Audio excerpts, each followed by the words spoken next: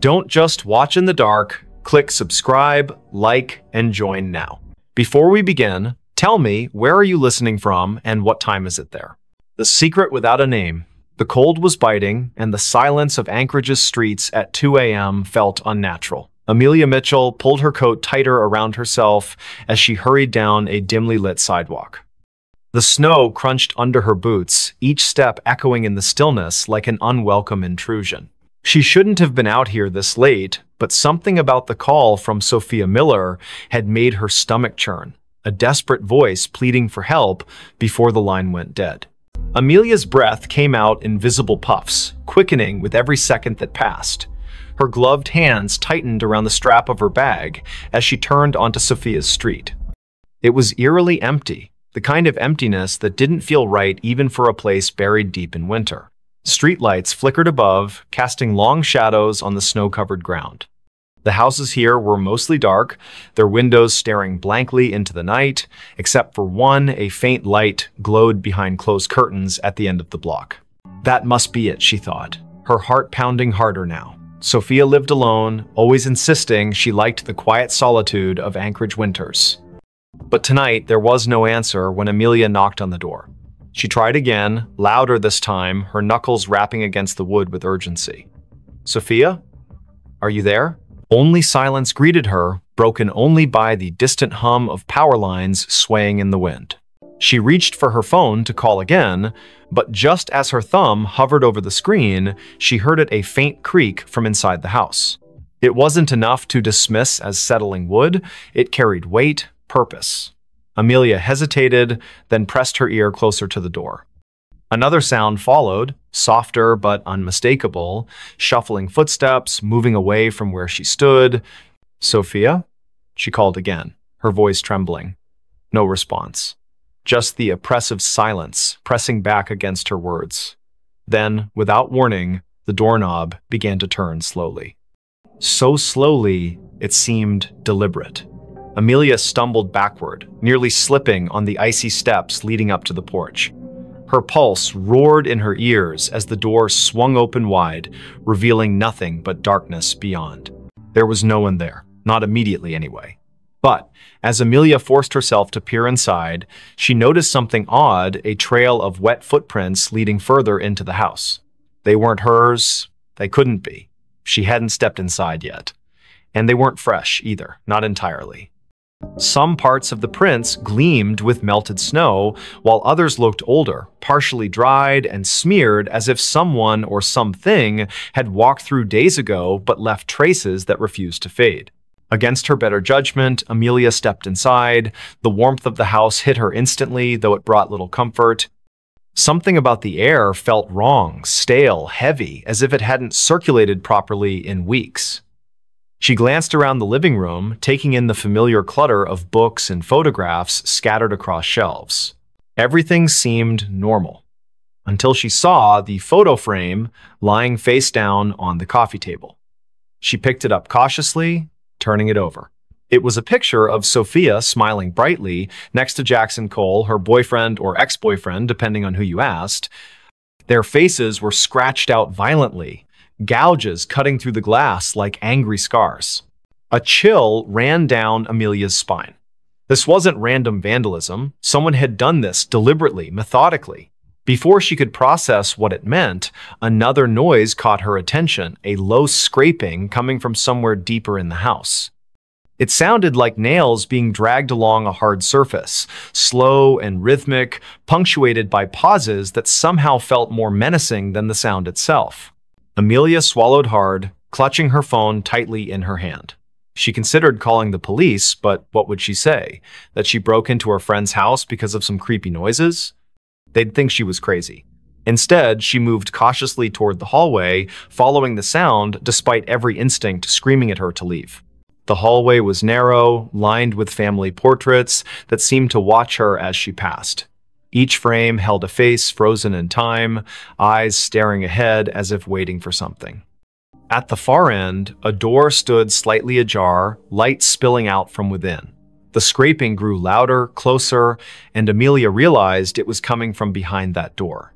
Her palms were slick with sweat beneath her gloves as she pushed it open just enough to peek inside. What she saw stopped her dead in her tracks. The room was small, cluttered with boxes stacked haphazardly against the walls. In the center sat a chair, and on the chair was Sophia, or at least what remained of her. Her body slumped forward unnaturally, head hanging limp as if her neck couldn't support its weight anymore. Blood pooled beneath the chair, dark and congealed, staining the hardwood floor. But the worst part was her face, or rather, the absence of it. Where Sophia's features should have been, there was only smooth, featureless skin stretched taut over bone. Amelia gagged, stumbling backward as bile rose in her throat. She wanted to scream, to run, but her legs wouldn't obey. Instead, she froze, transfixed by the sight before her. And then, from somewhere behind her, a voice spoke softly, almost kindly. "You shouldn't have come." She spun around, heart hammering wildly, but there was no one there. The hallway was empty, the portraits still staring silently ahead.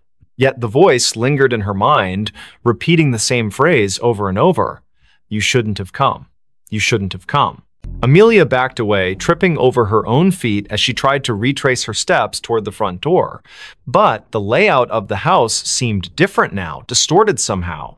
Doors that hadn't been there before appeared in the walls, leading to rooms she didn't recognize. Shadows shifted unnaturally, twisting into shapes that defied logic. She could hear whispers now, too, overlapping voices murmuring in tones too low to understand. Panic set in fully as she realized she was trapped. Every step she took led her deeper into the labyrinthine nightmare of Sophia's home. The air grew colder with each passing moment, frost creeping up the walls and forming intricate patterns on the ceiling. And always, the whispers followed her, growing louder and more insistent. Finally, she found herself in a room she didn't remember entering. It was larger than any other space in the house, impossibly so, with walls made entirely of mirrors. Each reflection showed a version of herself, but none of them matched the person standing in the center of the room. Some looked older, gaunt, and hollow-eyed. Others appeared younger, innocent, and terrified. One reflection wasn't even human. It was a twisted, monstrous figure with elongated limbs and a mouth full of jagged teeth. Before she could react, the reflections began to move independently, stepping out of the mirrors and surrounding her. Their movements were jerky, unnatural, and they all spoke in unison, their voices blending into a single cacophony. "You know the secret," they hissed. "You've always known." Amelia shook her head frantically, tears streaming down her face. "I don't know anything," she screamed. But the figures only drew closer, their cold breath brushing against her skin. One of them reached out, its fingers brushing her cheek, and suddenly memories flooded her mind, memories that weren't hers. Images of Sophia, of Jackson, of secrets whispered in the dark, of a nameless thing lurking just beyond the edge of perception, waiting patiently for someone foolish enough to stumble upon it. And then everything went black. When Amelia woke, she was outside again, lying in the snow. The house was gone, replaced by an empty lot surrounded by trees. Her phone buzzed in her pocket, and she fumbled to retrieve it, hoping desperately for some explanation. There was a text message from an unknown number containing only 3 words: "Tell no one." She stared at the screen, her hands shaking uncontrollably. Somewhere in the distance, she heard laughter, soft, childlike, and utterly devoid of joy. The whisper that never opened. It was 3 in the morning when Lucas Bennett first heard the sound. A faint whisper carried by the icy wind that swept through the narrow streets of Los Angeles. The city was unusually quiet for a place that never slept, its usual hum of life replaced by an unsettling stillness. Frost clung to the palm trees lining the sidewalks, their leaves glistening under the dim streetlights. Lucas had been walking home from his late shift at the diner when he noticed it, the whispering that seemed to follow him wherever he went. He pulled his jacket tighter around himself, trying to shake off the chill that wasn't entirely from the cold. The whisper grew louder as he passed an alleyway between 2 old brick buildings. It sounded like words, but nothing coherent, just fragments of syllables that danced at the edge of understanding. His pace quickened, boots crunching against the frost-covered pavement. He told himself it was just the wind playing tricks on him. But deep down, he knew better. Olivia Turner lived in apartment 3B of the building where Lucas rented his studio. She had moved in 6 months ago, and they had exchanged polite greetings in the hallway occasionally. But tonight, when Lucas finally reached his floor, he found her standing outside her door, her face pale and drawn. Her hands trembled as she fumbled with her keys, dropping them twice before managing to unlock the door. Something about her demeanor made Lucas pause. "Everything okay?" he asked, his voice softer than intended. Olivia glanced at him, her eyes wide with something he couldn't quite place. Fear? Exhaustion? Both? She hesitated before answering, I keep hearing things." Her voice cracked slightly. Voices. Whispers. I thought maybe it was just my imagination. She trailed off, looking past him into the dark hallway. Lucas felt a chill run down his spine. He had heard those whispers too. Without thinking, he said, "Me too. Tonight. Outside." Olivia's expression shifted from fear to something closer to relief, though her hands still shook. "Come in," she said quietly, stepping aside. The warmth of her apartment enveloped him immediately, but it did little to ease the tension coiling in his chest. Inside, the room was small but cozy, decorated with mismatched furniture and soft lighting. A half-empty mug of tea sat cooling on the coffee table beside an open book. Olivia gestured for him to sit while she poured herself another cup. "Do you want some?" she asked, holding up the teapot. Lucas nodded, though he doubted anything could settle the unease growing inside him. As she busied herself in the kitchenette, he noticed the curtains were drawn tightly shut, despite the fact that no one would be able to see inside at this hour. The windows themselves seemed almost deliberately avoided. So Olivia began after handing him a steaming mug. "You heard them too, the whispers." It wasn't a question. Lucas took a sip of the tea. It tasted bitter, but he didn't complain. "Yeah, out there. They followed me all the way back here." He set the mug down carefully. "What about you? When did you start hearing them?" Olivia wrapped her fingers around her own mug, staring into its depths as if searching for answers. "A week ago. At first, I thought it was just stress or lack of sleep. You know how it is, working long hours, trying to make ends meet. But then it got worse." She looked up at him, her gaze piercing. "They started coming closer, louder. Like they were right behind me, even when I was alone in my apartment." Lucas swallowed hard. "Did you tell anyone? Call someone?" Olivia shook her head. "Who would believe me? My friends think I'm overreacting. My landlord thinks I'm making excuses to get out of paying rent next month." She let out a humorless laugh. "And honestly, who can blame them? If I hadn't heard it myself tonight, I might not have believed me either." The silence that followed was heavy, broken only by the distant hum of traffic far below. Lucas glanced toward the window, where shadows flickered faintly against the drawn curtains. Was it his imagination, or did the air feel colder now? He turned back to Olivia. "There has to be an explanation. Maybe it's some kind of electrical interference, or, I don't know, plumbing noise?" Even as he said it, the words sounded hollow. Neither of them believed it. Olivia leaned forward, lowering her voice. "There's something else. Last night, I saw someone or something standing outside my window. Just a figure, barely visible through the frost. It didn't move, just stood there, watching." Her breath hitched. "When I went to check, there was no one there. No footprints, nothing. But the feeling, it stayed with me. Like I wasn't alone anymore." Lucas felt a knot tighten in his stomach. He wanted to dismiss her story as paranoia, but the memory of the whispers he'd heard earlier lingered vividly in his mind. "Have you tried leaving? Going somewhere else for a few days?" She shook her head again. "I can't afford to leave. And besides," she hesitated, glancing toward the window once more, "it feels like it's following me. Wherever I go, whatever I do, it's always there, waiting." The weight of her words settled over them like a suffocating blanket. Lucas finished his tea, setting the empty mug aside. "We should figure this out together," he said finally. "Whatever it is, if it's real, we'll find a way to stop it." Olivia gave him a small, grateful smile, but her eyes remained haunted.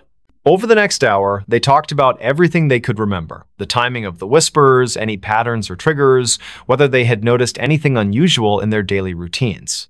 The conversation helped distract them temporarily, but neither could shake the sense that they were being watched. Every creak of the building, every gust of wind outside, sent jolts of adrenaline coursing through their veins. Eventually, Lucas realized he needed to get back to his own apartment.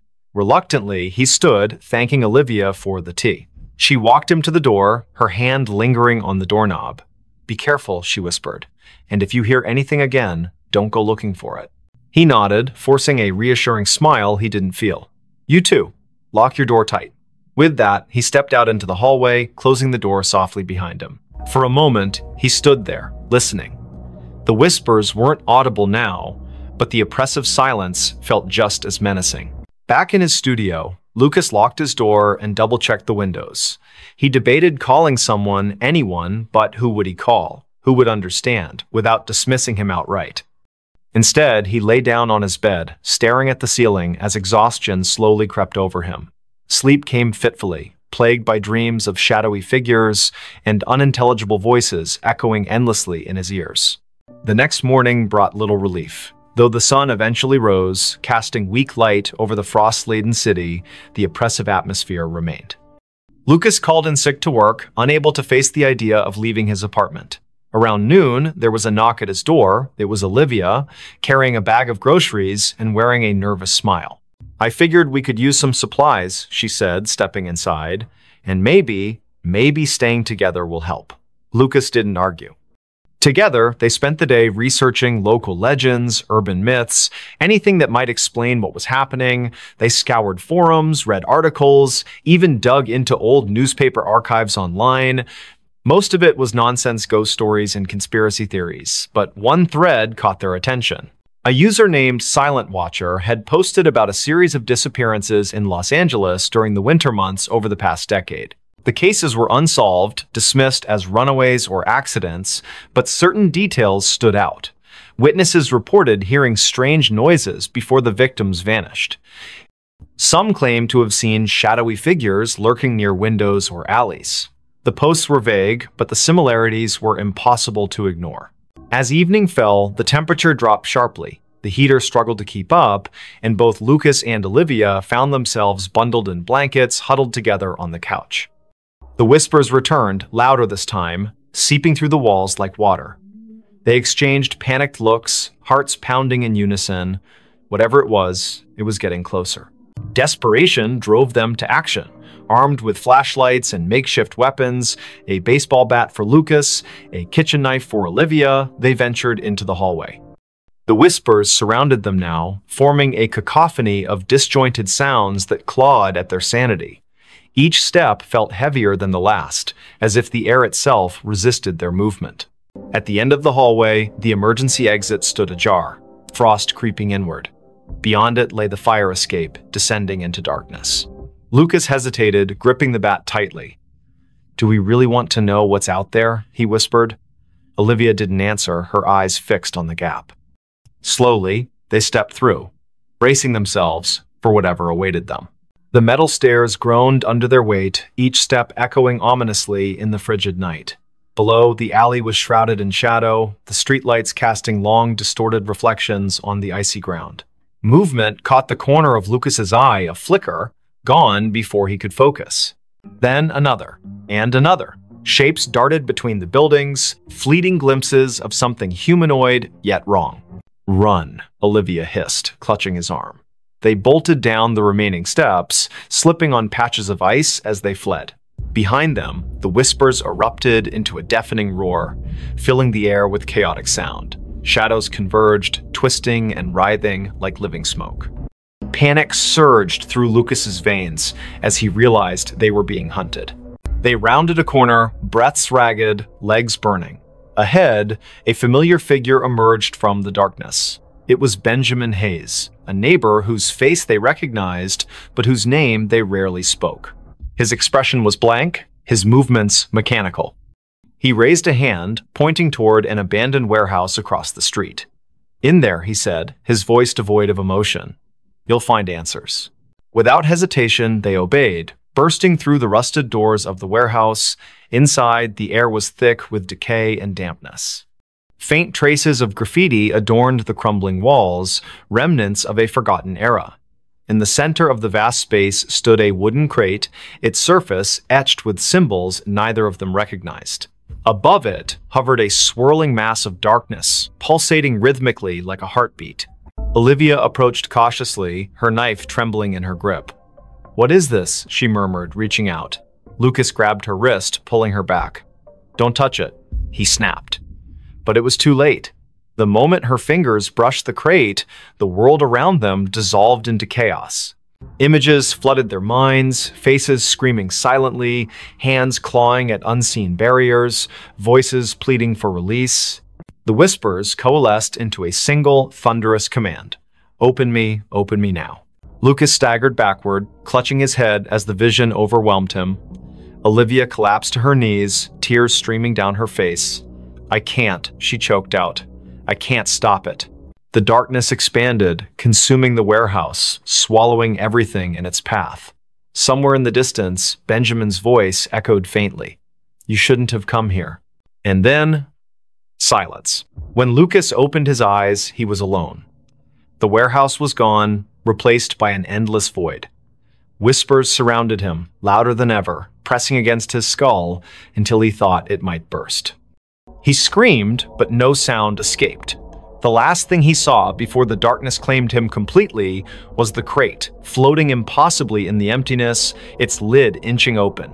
Somewhere in Los Angeles, the sun rose again, frost melted from the trees, and life resumed its usual pace. But in apartment 3B, the curtains remained drawn and the whispers continued, waiting for their next listener. Don't just watch in the dark, click subscribe, like, and join now. Before we begin, tell me, where are you listening from and what time is it there? The Book That Called Me. The streets of Chicago were slick with rain, reflecting the dim orange glow of streetlights like shattered mirrors. It was 5 in the morning, and the city seemed to hold its breath under a heavy sky streaked with gray clouds. The storm had rolled in from Lake Michigan without warning, drenching everything in sight. Victoria Evans stood on the corner of Wabash Avenue, clutching her coat tighter around herself as she waited for the traffic light to change. She hated mornings like this, cold, wet, and eerily quiet, but her job at the library demanded punctuality. Victoria worked at Harold Washington Library Center, a towering structure that loomed over South State Street like some ancient sentinel. The building's glass facade shimmered faintly in the pre-dawn gloom, catching the occasional flash of lightning that lit up the horizon. As she approached the entrance, her shoes squelching against the wet pavement, she noticed something odd, a single book lying face down on the steps leading up to the main doors.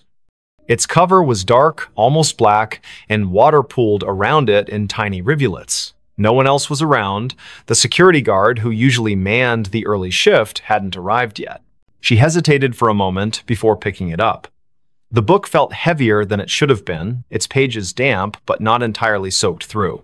There was no title on the spine or cover, just an embossed pattern of swirling lines that seemed to shift slightly when viewed from different angles. A shiver ran down her spine, though she couldn't say why. Maybe it was the way the book felt.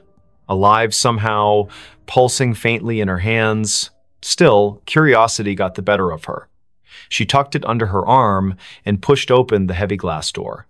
Inside, the library was silent except for the faint hum of fluorescent lights overhead. Rows upon rows of shelves stretched out into shadowy corners, their contents neatly organized, yet somehow foreboding in the dim light. Victoria made her way to the circulation desk near the center of the atrium, setting the book down carefully, as if afraid it might bite. Her fingers lingered on the cover for a second longer than necessary before she pulled them away abruptly. Something about it unsettled her deeply, though she couldn't put her finger on what exactly it was. Her coworker, Daniel Harris, arrived shortly after, yawning loudly as he shuffled toward the desk. He was tall and lanky, with messy brown hair that stuck out in all directions despite his best efforts to tame it. "Morning, Vic," he muttered, glancing briefly at the book before shrugging. "What's this?" "I found it outside," Victoria replied, keeping her voice low so as not to disturb the stillness. "It doesn't have a title or anything." Daniel raised an eyebrow but didn't comment further. Instead, he reached out to touch the book, his hand hovering above it for a moment before making contact. His expression changed instantly from mild curiosity to outright alarm. "Whoa, this thing is freezing." Victoria nodded, though she hadn't thought much of the temperature earlier. Now that Daniel mentioned it, the air around the book did seem colder, almost unnaturally so. She watched as he flipped it open cautiously, revealing blank pages that looked yellowed with age despite being completely dry, or at least they appeared blank at first glance. When Daniel tilted the book slightly toward the light, faint words began to emerge, written in ink that shimmered like oil slicks. They weren't English or any language Victoria recognized, but the shapes twisted and writhed across the page as if trying to escape the confines of the paper. "This is messed up," Daniel whispered, snapping the book shut quickly. He glanced around nervously, as if expecting someone or something to appear from the shadows. "We should probably report this to management." But Victoria shook her head firmly. "Not yet. Let me look at it again." She wasn't sure why, but the book called to her in a way she couldn't explain. It wasn't just curiosity anymore, it was compulsion, a gnawing need to understand what lay within those shifting symbols. Reluctantly, Daniel handed it back to her, muttering something about coffee before disappearing into the staff lounge. Alone now, Victoria opened the book once more. This time, the sensation was stronger, the weight of unseen eyes watching her every move. The text seemed clearer too, forming jagged patterns that pulsed rhythmically, almost like a heartbeat. Without realizing it, she leaned closer, her nose nearly brushing the surface of the page. And then she heard it a whisper, soft and insidious, threading itself into her thoughts. It wasn't audible in the traditional sense, more like a memory surfacing unbidden. The voice spoke in fragments, disjointed phrases that coalesced into meaning only when she focused hard enough. "Find me," it said. "Free me." Startled, Victoria slammed the book shut, her heart pounding wildly in her chest. Had Daniel heard it? Was she imagining things? She glanced toward the staff lounge, half expecting him to come running out, but there was no sign of him, just silence and the oppressive weight of the library closing in around her. For the rest of the day, Victoria tried to focus on her duties, shelving returned books and assisting patrons with research queries. But the presence of the mysterious volume weighed heavily on her mind. It sat on the edge of her desk, seemingly innocuous, yet impossible to ignore. Every time she passed by, she swore she could feel it humming softly, vibrating with suppressed energy. By late afternoon, the temptation became unbearable. She locked herself in the staff break room, determined to decipher even a fraction of what the book contained. The whispers returned almost immediately, louder this time, overlapping each other until they formed a cacophony of voices. Some pleaded for help, others screamed in agony, while a few laughed maniacally. Victoria pressed her palms against her ears, shaking her head violently to block them out. But the sound wasn't external, it came from inside her own skull, burrowing deeper with each passing second. Tears streamed down her face as she forced herself to concentrate, tracing the intricate patterns on the page with trembling fingers.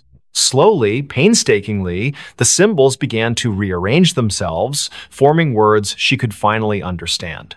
"They seek you," the text read. "They hunger." Before she could process what it meant, the lights flickered violently, plunging the room into darkness. A low rumble echoed through the building, like distant thunder, but somehow wrong, unnatural. Victoria scrambled to her feet, clutching the book tightly as she fumbled for the doorknob. When she stepped back into the main hall, the atmosphere had shifted dramatically. Shadows danced along the walls where none should exist, twisting and contorting into grotesque shapes. The air smelled metallic, tinged with decay. And worst of all, the silence was gone, replaced by faint scratching sounds, like claws dragging across wood. "Daniel?" she called out, her voice cracking with fear. No response. Panic rising, she moved toward the circulation desk, hoping to find some semblance of safety there. But as she rounded the corner, she froze. The shelves lining the aisles were no longer filled with books, they were empty, hollow husks stretching endlessly into the gloom. Where had everything gone? What was happening? A sudden movement caught her eye, a figure darting between the rows ahead. It was small, hunched over, moving with jerky, unnatural motions. Victoria backed away instinctively, clutching the book to her chest like a shield. The figure stopped abruptly, turning to face her. Its head tilted sideways, impossibly far, joints cracking audibly. Then it lunged. She screamed, stumbling backward as the creature skittered forward on all fours, its limbs elongated and spider-like. Its face, if it could be called that, was featureless save for a gaping maw lined with needle-sharp teeth. The thing moved faster than she thought possible, closing the distance between them in seconds. Just as it leapt toward her, Victoria threw the book at it in desperation. The impact sent it sprawling, screeching in pain as smoke rose from where the tome had struck its body. Seizing the opportunity, she bolted toward the exit. Outside, the rain had intensified, soaking her instantly as she sprinted down the steps. Thunder boomed overhead, drowning out the sound of her frantic footsteps. She didn't stop running until she reached her car, slamming the door shut behind her and locking it with shaking hands. Breathing heavily, she glanced at the passenger seat and froze. The book sat there, dripping wet, its cover cracked open slightly to reveal glowing symbols etched onto the inner pages. "No," she whispered, reaching out tentatively. "How did you?"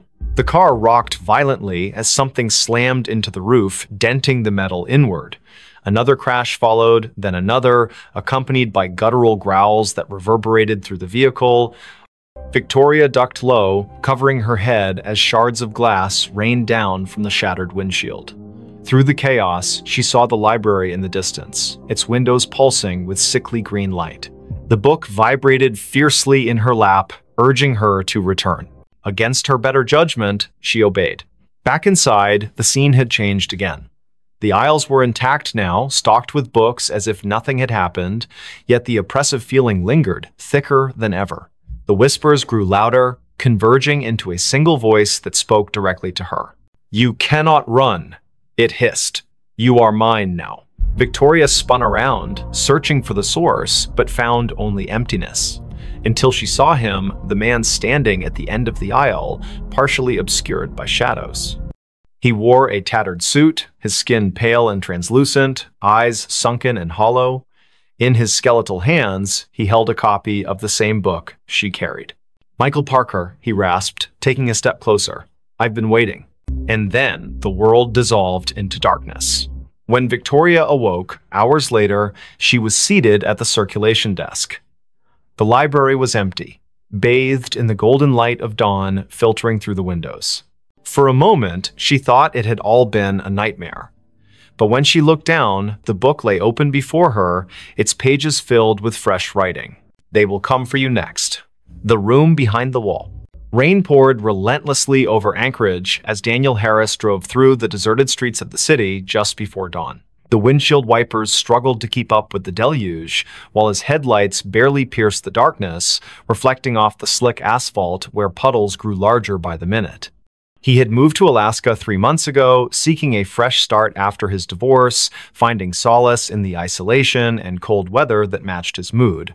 His new job at the local library kept him busy during the day, but the nights were long and lonely in his rented apartment on the outskirts of town. Daniel gripped the steering wheel tighter as he turned onto his street, noticing something unusual about his building. The third-floor window of his apartment was illuminated, though he distinctly remembered turning off all the lights before leaving for his early morning drive. A chill ran down his spine that had nothing to do with the Alaskan spring air seeping through the car's vents. He parked and sat for a moment, watching the rain streak down his windshield while debating whether to call the police or investigate himself. The rational part of his mind told him it was probably just a blown fuse or faulty wiring, but something about the yellow glow emanating from behind the curtains felt wrong.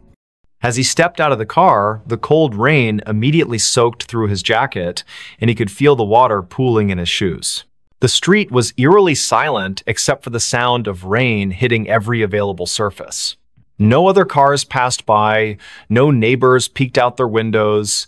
It was as if the entire neighborhood had been abandoned except for him and whatever waited inside his apartment. Reaching his door, he hesitated before inserting the key. The lock turned smoothly, too smoothly, as if someone had recently oiled it. Pushing the door open slowly, he called out, "Hello?" though his voice barely rose above a whisper. The hallway light was on, which he definitely hadn't left that way. His heart pounded in his chest as he stepped inside, closing the door behind him with a soft click. The apartment seemed undisturbed at first glance. His coat still hung on the rack, his shoes remained neatly by the entrance, but something felt fundamentally different about the space. As he moved further into the living room, he noticed small details that sent warning signals through his mind. The books on his coffee table were slightly askew, not dramatically so, but enough to suggest they'd been handled recently. His laptop, which he always closed when leaving, was open and displaying the screensaver. More disturbingly, there was a faint smell in the air, something metallic and organic that made his stomach churn. It wasn't quite blood, but it carried the same primal warning that danger had been here, lingered, and might return at any moment. The bedroom door was ajar, and against his better judgment, Daniel pushed it open wider. Everything appeared normal until he noticed the closet door was slightly open, revealing a shadowy gap between the wall and the frame. He never left that door open, not since moving in. As he approached, he heard a soft creak from somewhere deep within the walls, like wood settling but with an unnatural rhythm. The sound repeated itself, growing louder and more insistent, then stopped abruptly. His breath caught in his throat as he realized the noise wasn't coming from the building's old structure, but rather from behind the wall itself. The next morning, Victoria Evans arrived at Daniel's apartment complex for their scheduled meeting. They had connected through a local support group for newcomers to Anchorage, bonding over their shared experiences of adjusting to life in Alaska. She stood outside his door, knocking repeatedly while checking her watch. The rain had lessened to a drizzle, but dark clouds still pressed heavily against the sky. When there was no answer after several minutes, she tried the door handle and found it unlocked. Inside, the apartment was deathly quiet, with an oppressive atmosphere that made her skin crawl despite the warmth of the heating system. Victoria called out Daniel's name as she entered, immediately noticing the same subtle signs of disturbance he had observed earlier. On the kitchen counter, she spotted his phone charger still plugged in, its cord coiled neatly, evidence that he hadn't planned to be gone long. In the living room, the books on the coffee table caught her attention. She recognized some of the titles. They were ones Daniel had mentioned reading recently, but now they seemed arranged in a pattern that suggested deliberate placement rather than casual browsing. Her unease grew as she noticed scuff marks on the carpet leading toward the bedroom. In the bedroom, Victoria's trained eye, honed from years working as a social worker, detected details others might miss. The closet door was indeed open, but what drew her attention was the baseboard along the far wall. There were fresh scratches marring the paint, and when she knelt to examine them closer, she discovered tiny fragments of plaster embedded in the carpet. Standing up, she pressed her palm against the wall and felt it give slightly, accompanied by a soft crunching sound. Her heart raced as she realized this section of the wall was thinner than it should be, as if something lay hidden behind it. Michael Parker, the building's maintenance supervisor, arrived shortly after Victoria's call. A grizzled man in his late 50s with decades of experience in construction and property management, he listened intently as she explained her findings. His expression grew increasingly grave as he examined the wall, running his fingers along the edges of the baseboard. Without saying a word, he fetched tools from his maintenance cart and began carefully removing sections of the wall paneling. The drywall came away easily, almost too easily, revealing a narrow cavity behind. What they discovered in the hidden space defied immediate comprehension. Packed tightly within the cavity were dozens of small objects wrapped in yellowed newspaper, each bundle tied with twine. The air that escaped as Michael opened the first package carried the same metallic smell Victoria had detected earlier. Inside was a collection of personal items, a child's necklace, a set of house keys, a driver's license belonging to someone named Sarah Mitchell.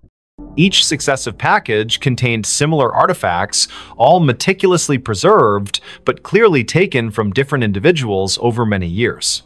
The realization hit them simultaneously. They had uncovered evidence of something far more sinister than either had imagined possible. The discovery triggered a chain reaction of events that consumed the lives of everyone involved. Local authorities descended upon the building, forcing residents to evacuate while forensic teams worked around the clock. Victoria found herself unable to leave, drawn back daily to witness the investigation unfold. She learned that the building had been constructed in the 1920s and had changed hands numerous times throughout its history. Previous tenants had reported strange occurrences, sounds behind walls, unexplained shadows, sudden temperature drops, but these complaints had always been dismissed as typical of older buildings. What no one had suspected was that someone had been using the building's hidden spaces as a repository for stolen memories. As detectives cataloged the items, patterns emerged that chilled even the most seasoned investigators. Many of the victims had disappeared without a trace, their cases eventually classified as cold files. Some had vanished decades ago, while others were more recent. The oldest item dated back to 1947, a silver locket containing a photograph of two young girls, while the newest was a smartphone manufactured only 3 years prior. The collection spanned generations, suggesting that whoever had been operating behind these walls had maintained their activities for nearly 75 years. The implications were staggering and raised questions about how such systematic predation could have gone unnoticed for so long. Daniel's disappearance added another layer of complexity to the case. Security footage from the building's lobby showed him returning home the previous night, but never leaving again. His car remained parked outside, and his personal belongings were still in the apartment. The only clue was a set of muddy footprints leading from his bedroom to the hidden cavity in the wall, prints that matched his shoe size exactly. Investigators theorized that he might have stumbled upon the collector in the act and become another victim, but without physical evidence, they couldn't confirm this theory. Victoria became obsessed with understanding the pattern behind the disappearances. She spent hours poring over police reports, cross-referencing dates and locations with historical weather data. A disturbing trend emerged. Nearly all the abductions had occurred during heavy rainstorms, particularly in spring when the days were shortest and visibility poorest.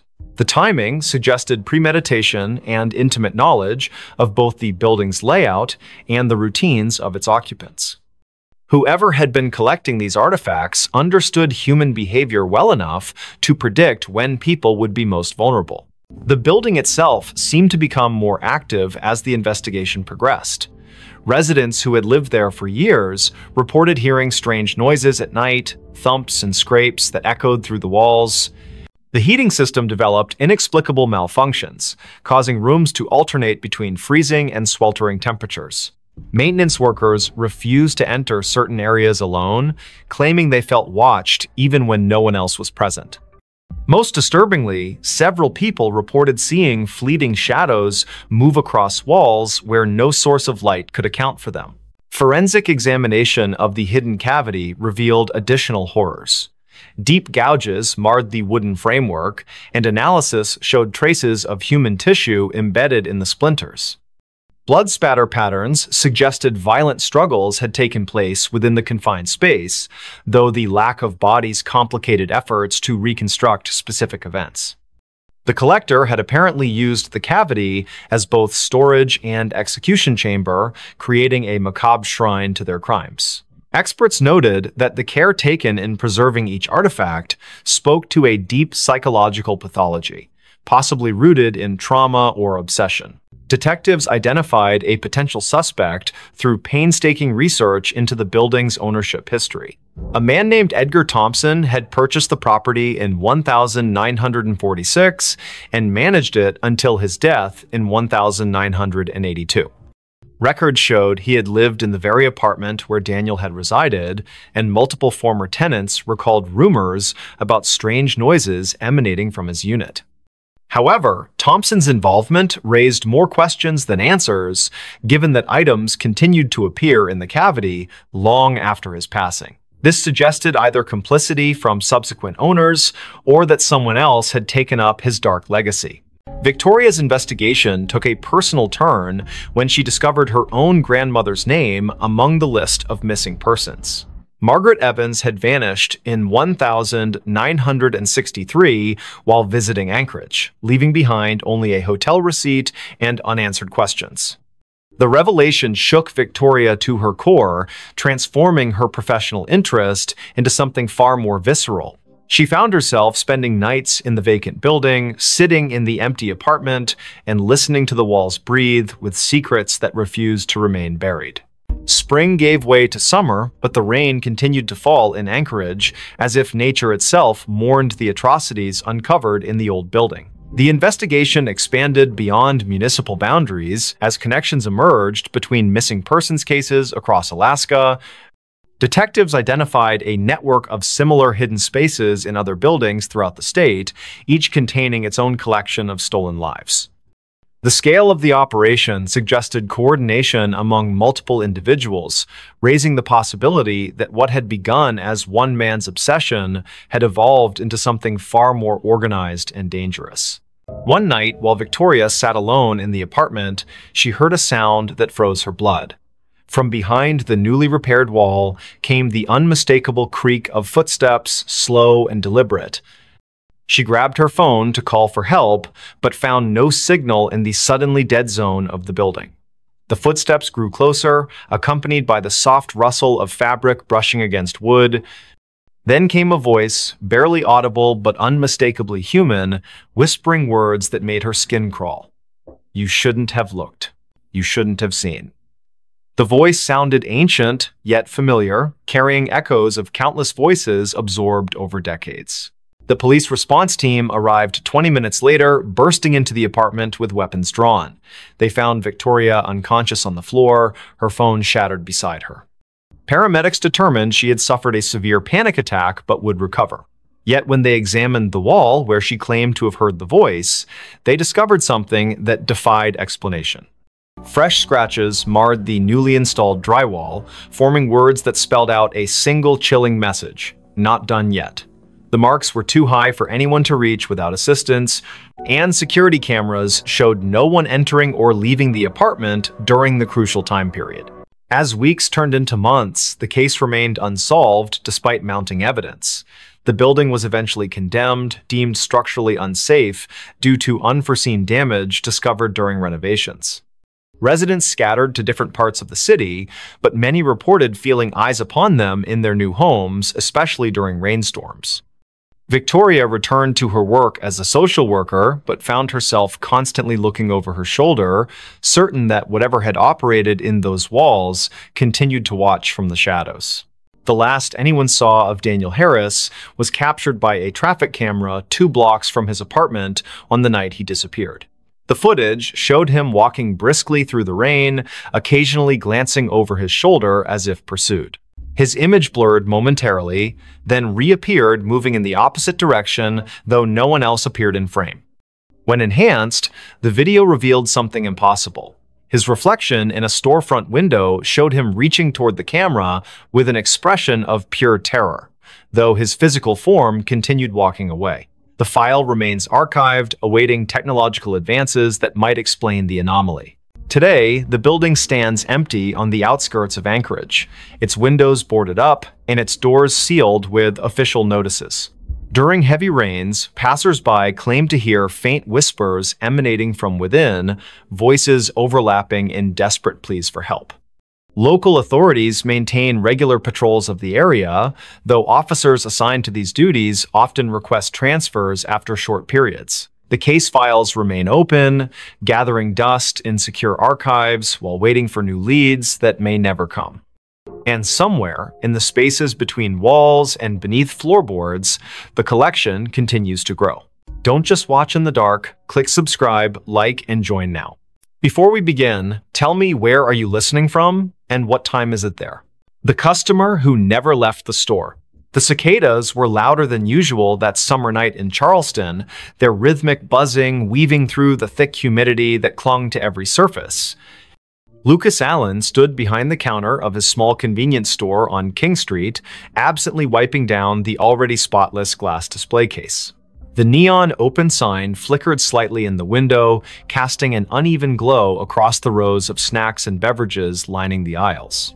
It was nearly midnight, and the usual Friday crowd had already come and gone, leaving only the persistent hum of the refrigerators and the distant sound of traffic from the historic district. Lucas checked his phone for what felt like the 100th time that evening. No new messages, just another quiet night in a city that never truly slept. He sighed and glanced at the security camera monitors mounted above the cigarette rack. Each screen showed a different angle of the store's interior, all empty except for his own reflection in the convex lenses. Something about tonight felt different though, like the air itself was heavier than normal. His eyes lingered on the darkest corners of the footage before moving back to the register. The bell above the door jingled softly, making Lucas look up with automatic politeness. A woman stepped inside, her presence immediately altering the atmosphere of the shop. She wore a long coat that seemed inappropriate for the sweltering July heat, its dark fabric hanging loosely around her thin frame. Her face was partially obscured by stringy blonde hair that caught the fluorescent light in strange ways, as if it didn't quite belong there. Lucas noticed how her shoes made no sound against the tiled floor. "Can I help you find something?" he asked, his voice carrying just a touch of professional warmth. The woman didn't respond right away. Instead, she moved slowly toward the back of the store, her head tilted at an unnatural angle as she examined the shelves. Lucas watched her reflection in the glass refrigerator doors. Something about her movements seemed off, almost mechanical. Charlotte Robinson pushed her cart down aisle 3, debating between chips and pretzels. She paused when she realized the woman in the dark coat hadn't moved from where she'd been standing for the past 10 minutes. The stranger was now facing the wall, one hand resting on the metal shelving unit. Charlotte cleared her throat softly as she passed, but the woman didn't acknowledge her presence. There was something unsettling about the way her fingers curled around the edge of the shelf, knuckles white against the dull metal. Lucas finished counting the drawer for the 3rd time, the numbers blurring together in his mind. The woman still hadn't approached the register. He could see her in his peripheral vision, standing in the same spot near the snack aisle. Occasionally, he'd hear the soft rustle of her coat, though he couldn't be sure if she was actually moving anything from the shelves. The store's lights seemed dimmer than usual, casting long shadows across the floor. When he looked directly at her, she appeared perfectly normal, just another customer browsing late at night. But whenever his attention shifted elsewhere, he could feel her watching him. Amelia Mitchell entered the store 20 minutes later, her nurse's scrubs still damp from walking through the humid night air. She needed headache medicine after her double shift at Roper Street Francis Hospital. The first thing she noticed was the temperature. It felt several degrees colder inside than it should have been. Then she saw the woman in the dark coat standing near the beverage coolers. Something about her posture seemed wrong, like she was leaning into the glass without actually touching it. Amelia grabbed her medicine quickly, avoiding eye contact as she approached the register. The transaction took longer than necessary. Lucas kept glancing at the security monitors, noting how the woman's position never changed despite the passage of time.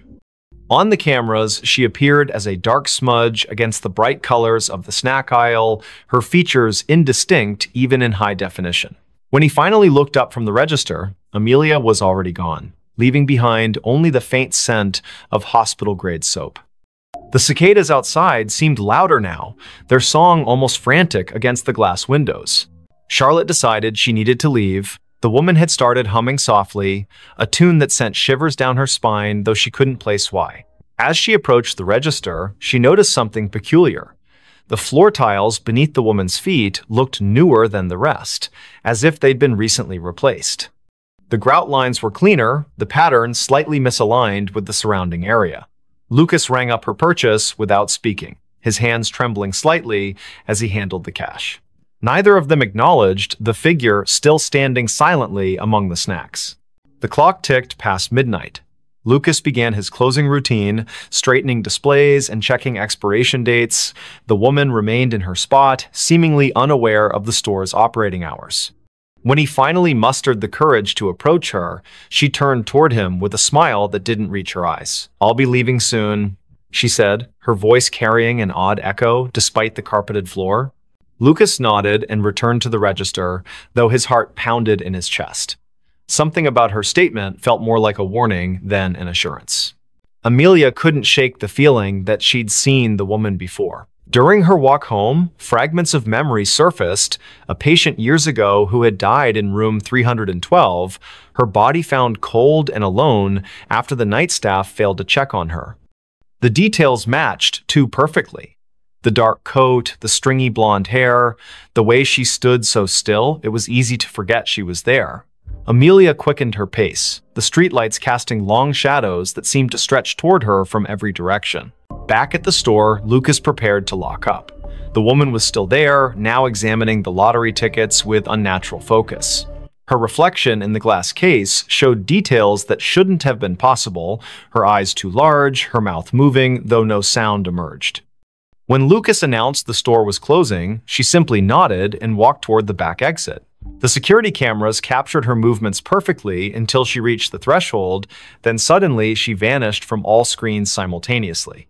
Charlotte lay awake in her apartment on Queen Street, unable to stop thinking about the encounter. The humming had lodged itself in her mind, repeating endlessly like a broken record.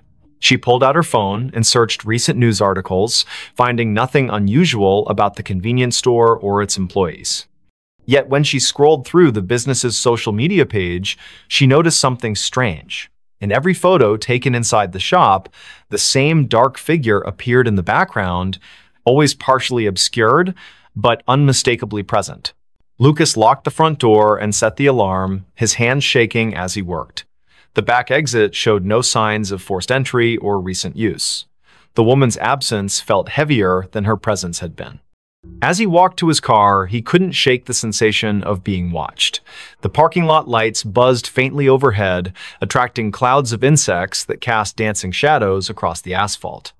When he glanced back at the store windows, he saw her standing exactly where he'd left her, staring out with an expression he couldn't read. Amelia called in sick the next day, unable to face the memories flooding back with each passing hour. She researched the store's history, discovering it had been built on the site of an old boarding house that burned down decades ago.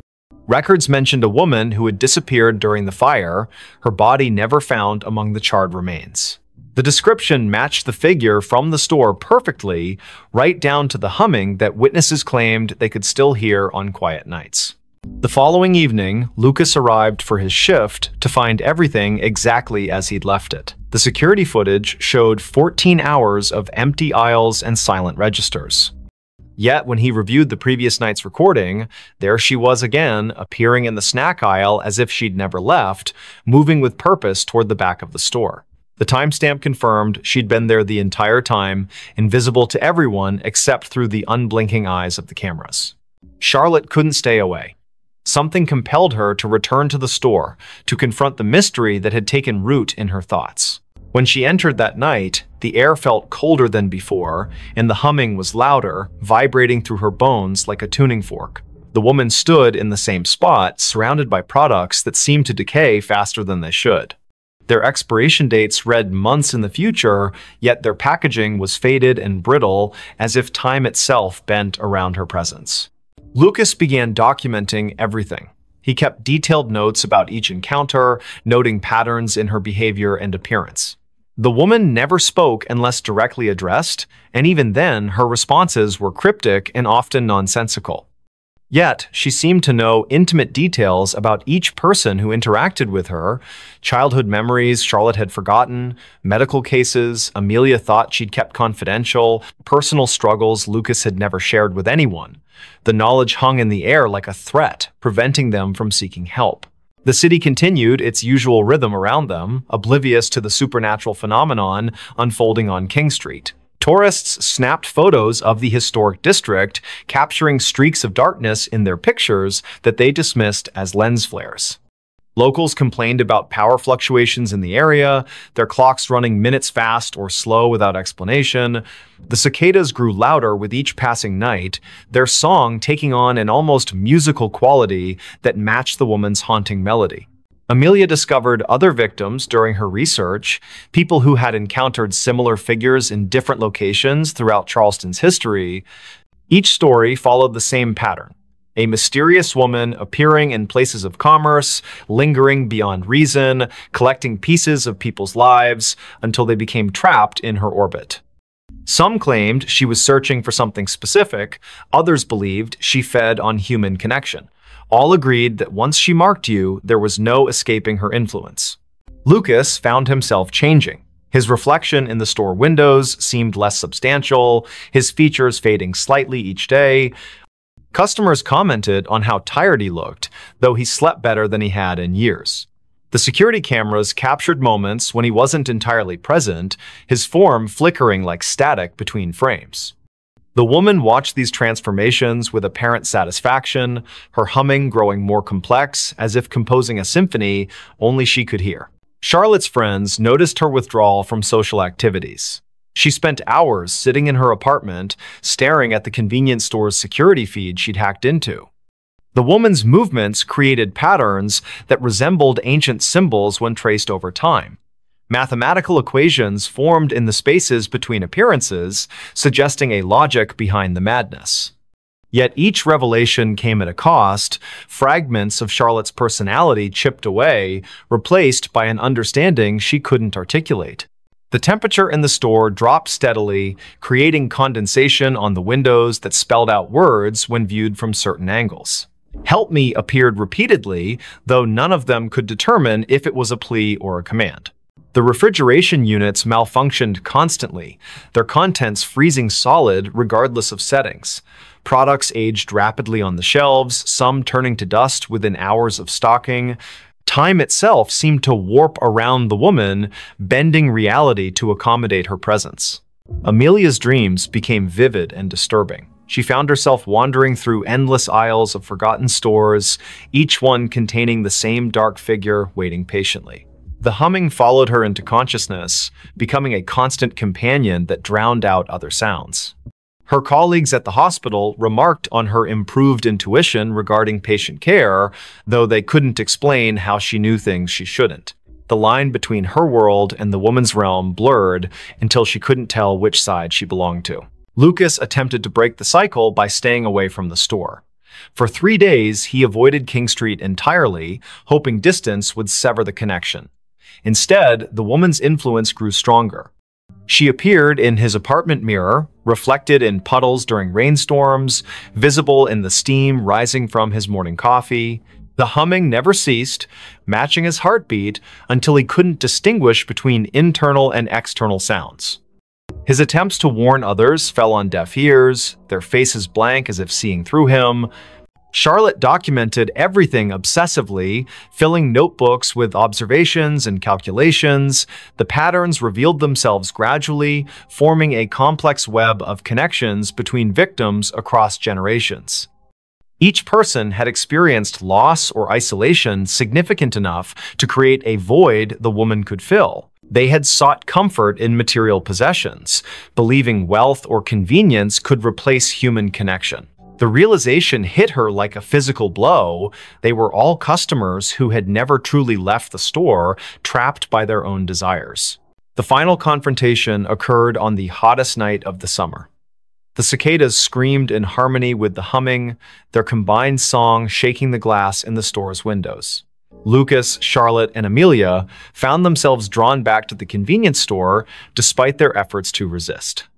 The woman waited for them in aisle 3, her dark coat billowing as if caught in a wind that didn't exist.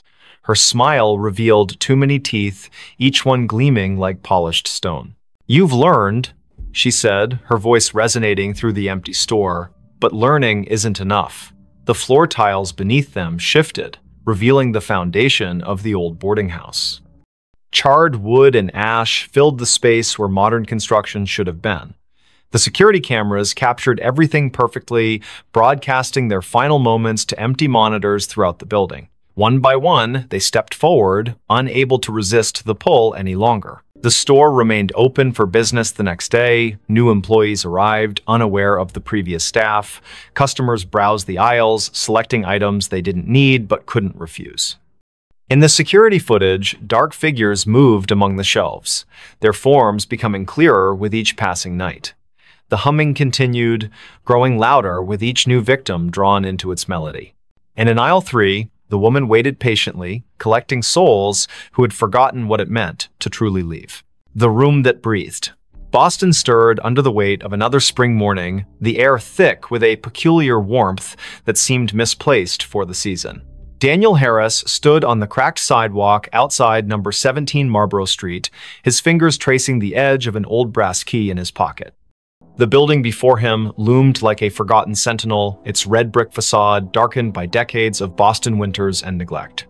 Across the street, Victoria Evans leaned against her parked car, arms crossed tightly across her chest as she watched Daniel approach the entrance.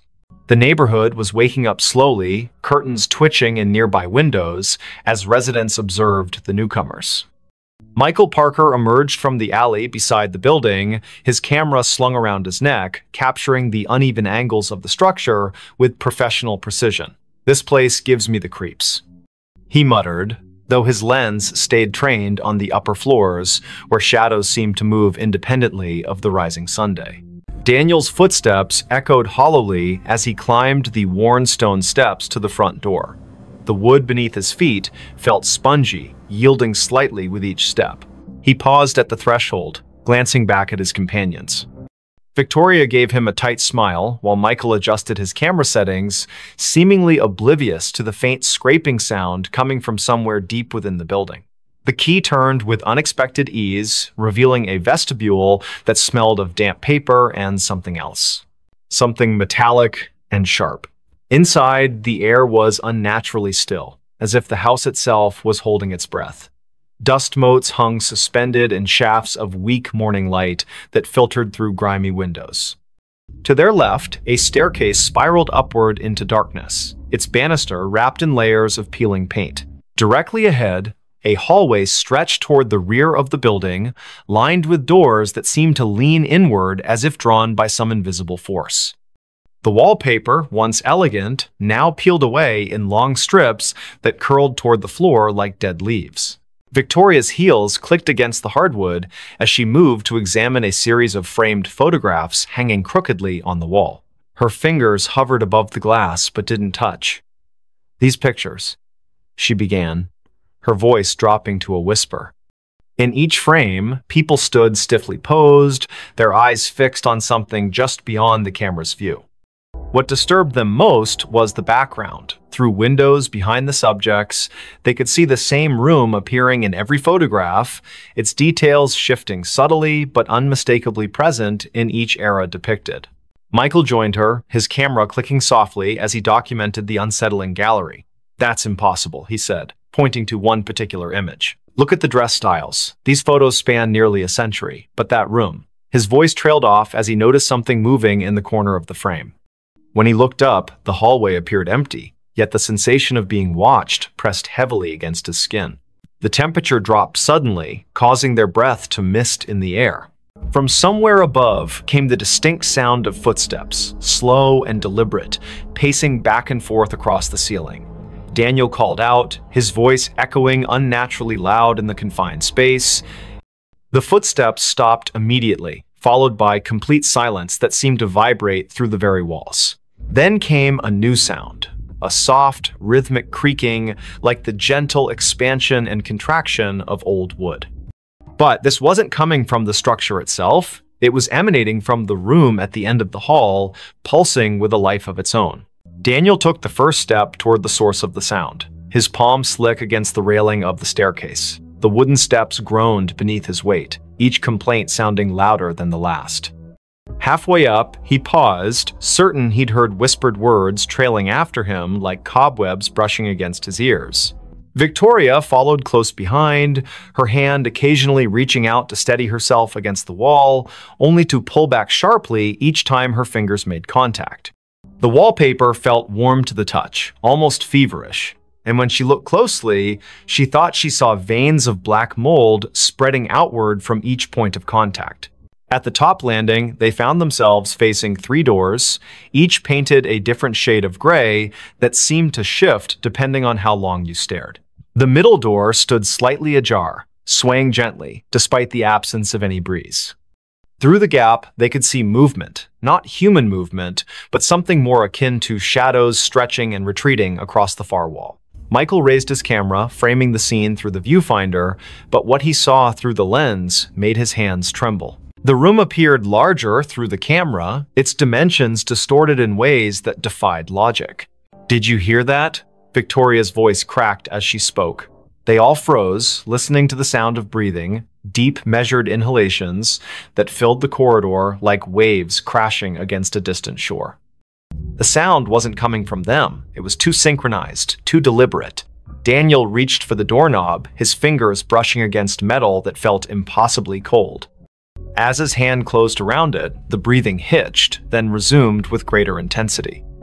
The door opened with a reluctant creak, revealing a space that seemed to swallow the available light rather than reflect it. Inside, the air was dense and humid, carrying the scent of earth after rain mixed with something sour and metallic. The walls were covered in what appeared to be ancient wallpaper, but upon closer inspection, they realized it was actually layers of dried, yellowed paper stacked directly onto the plaster. Pages upon pages of handwritten text, fragments of letters and drawings pressed together like geological strata. Some sections seemed to ripple when touched, as if the surface retained some vestige of life. In the center of the room stood an antique writing desk, its surface stained with ink blots that had long since dried black. Victoria approached the desk cautiously, her attention drawn to a leather-bound journal resting open at its center. The handwriting inside was spidery and erratic, the ink varying in color from fresh black to faded brown. As she read the first few lines, her reflection in the window behind the desk caught her eye. She froze, watching as her mirrored self continued reading even after she had lowered the book. The reflection smiled at her, then mouthed words that didn't match her own movements. When she turned to look back at the actual room, she found Daniel staring at her with wide eyes, his lips moving soundlessly. Michael remained in the doorway, his camera trained on the scene unfolding before him. Through the viewfinder, he watched as the room's dimensions shifted imperceptibly, walls bowing inward, then snapping back like living tissue. The floorboards beneath his feet pulsed gently, maintaining the same rhythm as the breathing they had heard earlier. He noticed something new. Symbols carved into the baseboards, their shapes disturbingly familiar. They matched the patterns he had seen in the photographs downstairs, though here they seemed more pronounced, almost angry in their execution. The room grew darker despite the approaching noonday sunday. Shadows lengthened unnaturally, pooling in corners and creating shapes that suggested movement just beyond perception. A soft scratching sound began behind the walls, like fingernails dragged lightly across wood. It started in one corner, then traveled methodically around the perimeter of the room, gaining speed and intensity with each circuit.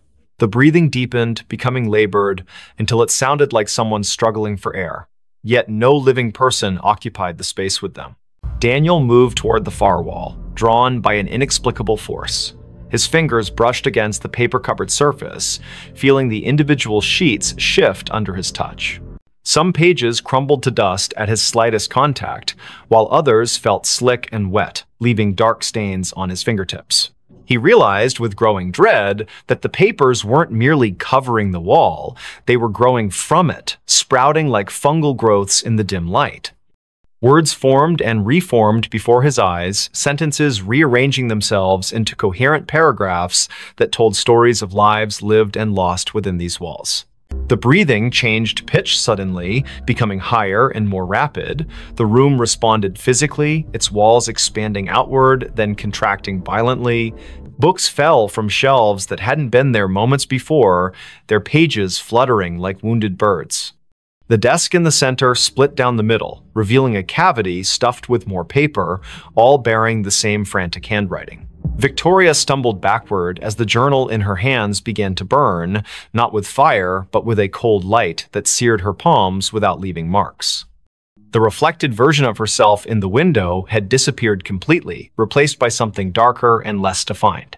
Michael's camera flashed repeatedly, capturing images he couldn't see with his naked eye. Through the viewfinder, he watched shadowy figures emerge from the walls, their forms distorted but somehow familiar. They moved with purpose, gathering around the edges of the room like spectators at a performance. Their faces remained indistinct, but their presence pressed against his consciousness like a migraine building behind his eyes. The symbols on the baseboards glowed faintly, their light pulsing in time with the room's breathing.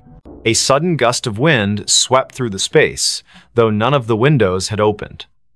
Papers swirled in miniature cyclones, settling randomly across the floor in patterns that suggested meaning.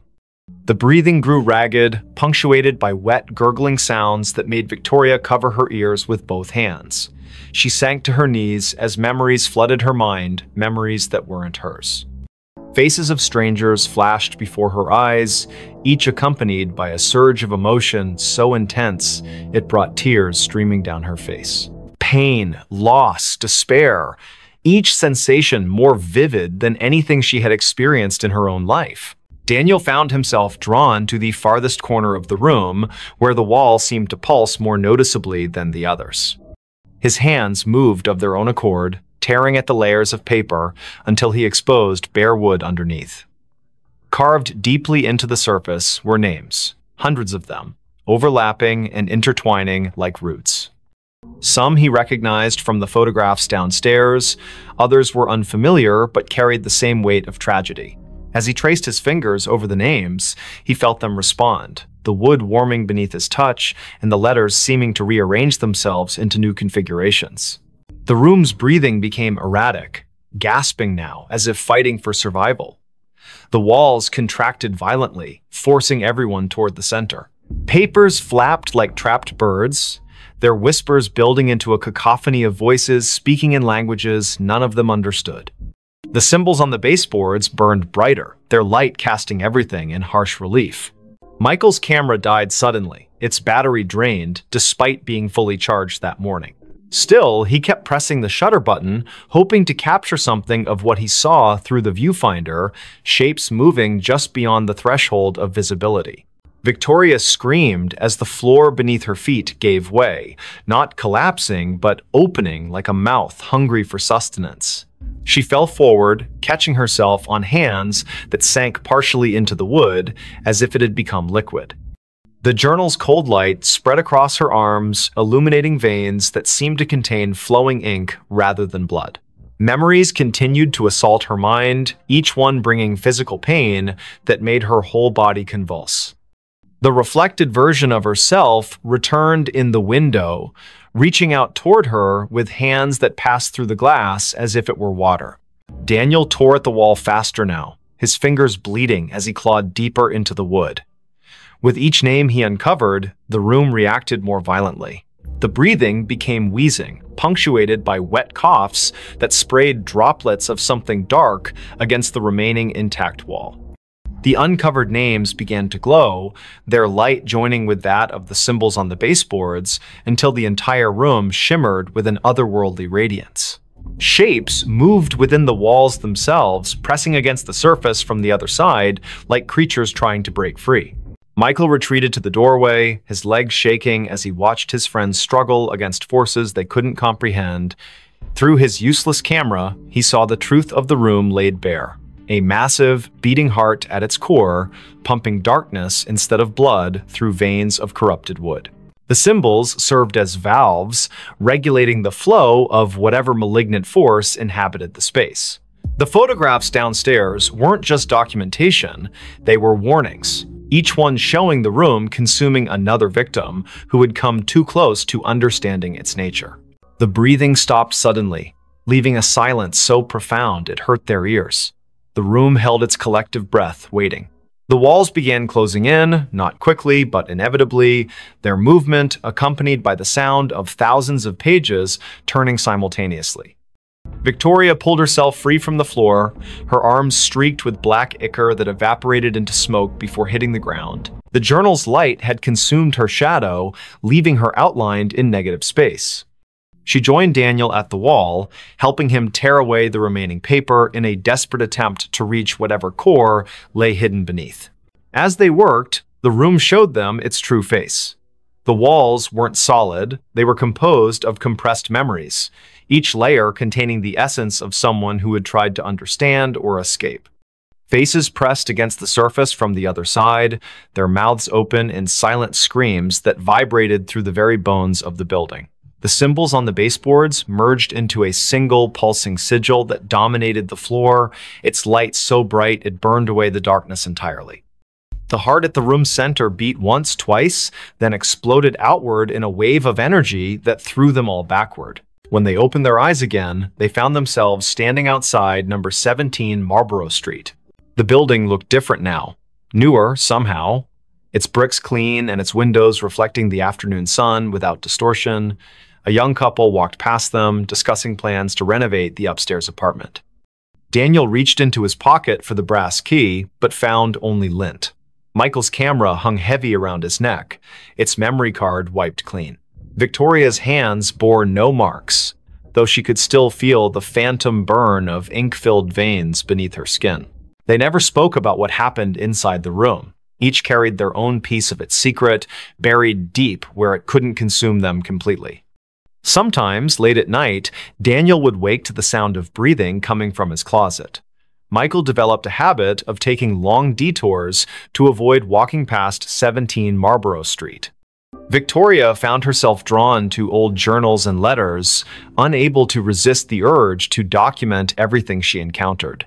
The room had marked them, claimed part of their essence, and though they had escaped its physical confines, its influence followed them like a shadow that refused to dissipate. Weeks later, during another unseasonably warm spring morning, a new set of tenants moved into the building. They marveled at how well-preserved the old place was, how the upstairs apartment seemed to breathe with a life of its own. In the main bedroom, they discovered an antique writing desk with a leather-bound journal resting open at its center. The first tenant to touch it felt a surge of inspiration so powerful it brought tears to her eyes. She began writing immediately, her pen moving across the page with a will that wasn't entirely her own. Outside, the wind picked up, carrying with it the faint sound of pages turning and the gentle, measured breathing of something that had waited patiently for new voices to add to its collection. Don't just watch in the dark. Click subscribe, like, and join now. Before we begin, tell me, where are you listening from and what time is it there? The whisper that breathed. A summer storm brewed over Boston, its dark clouds casting long shadows across the narrow streets of Beacon Hill. The air was thick with humidity, and the faint scent of rain mingled with the salty breeze from the nearby harbor. At precisely 5 in the afternoon, when the sun should have still been high, an unnatural twilight descended upon the city. Andrew Scott hurried down Pinckney Street, his leather satchel slapping against his side with each quickened step. The first rumble of thunder echoed in the distance, vibrating through the cobblestones beneath his worn loafers. He had taken this route home 1,000 times before, but today something felt different. The usual sounds of the neighborhood, children playing, dogs barking, the occasional car engine, were strangely muted.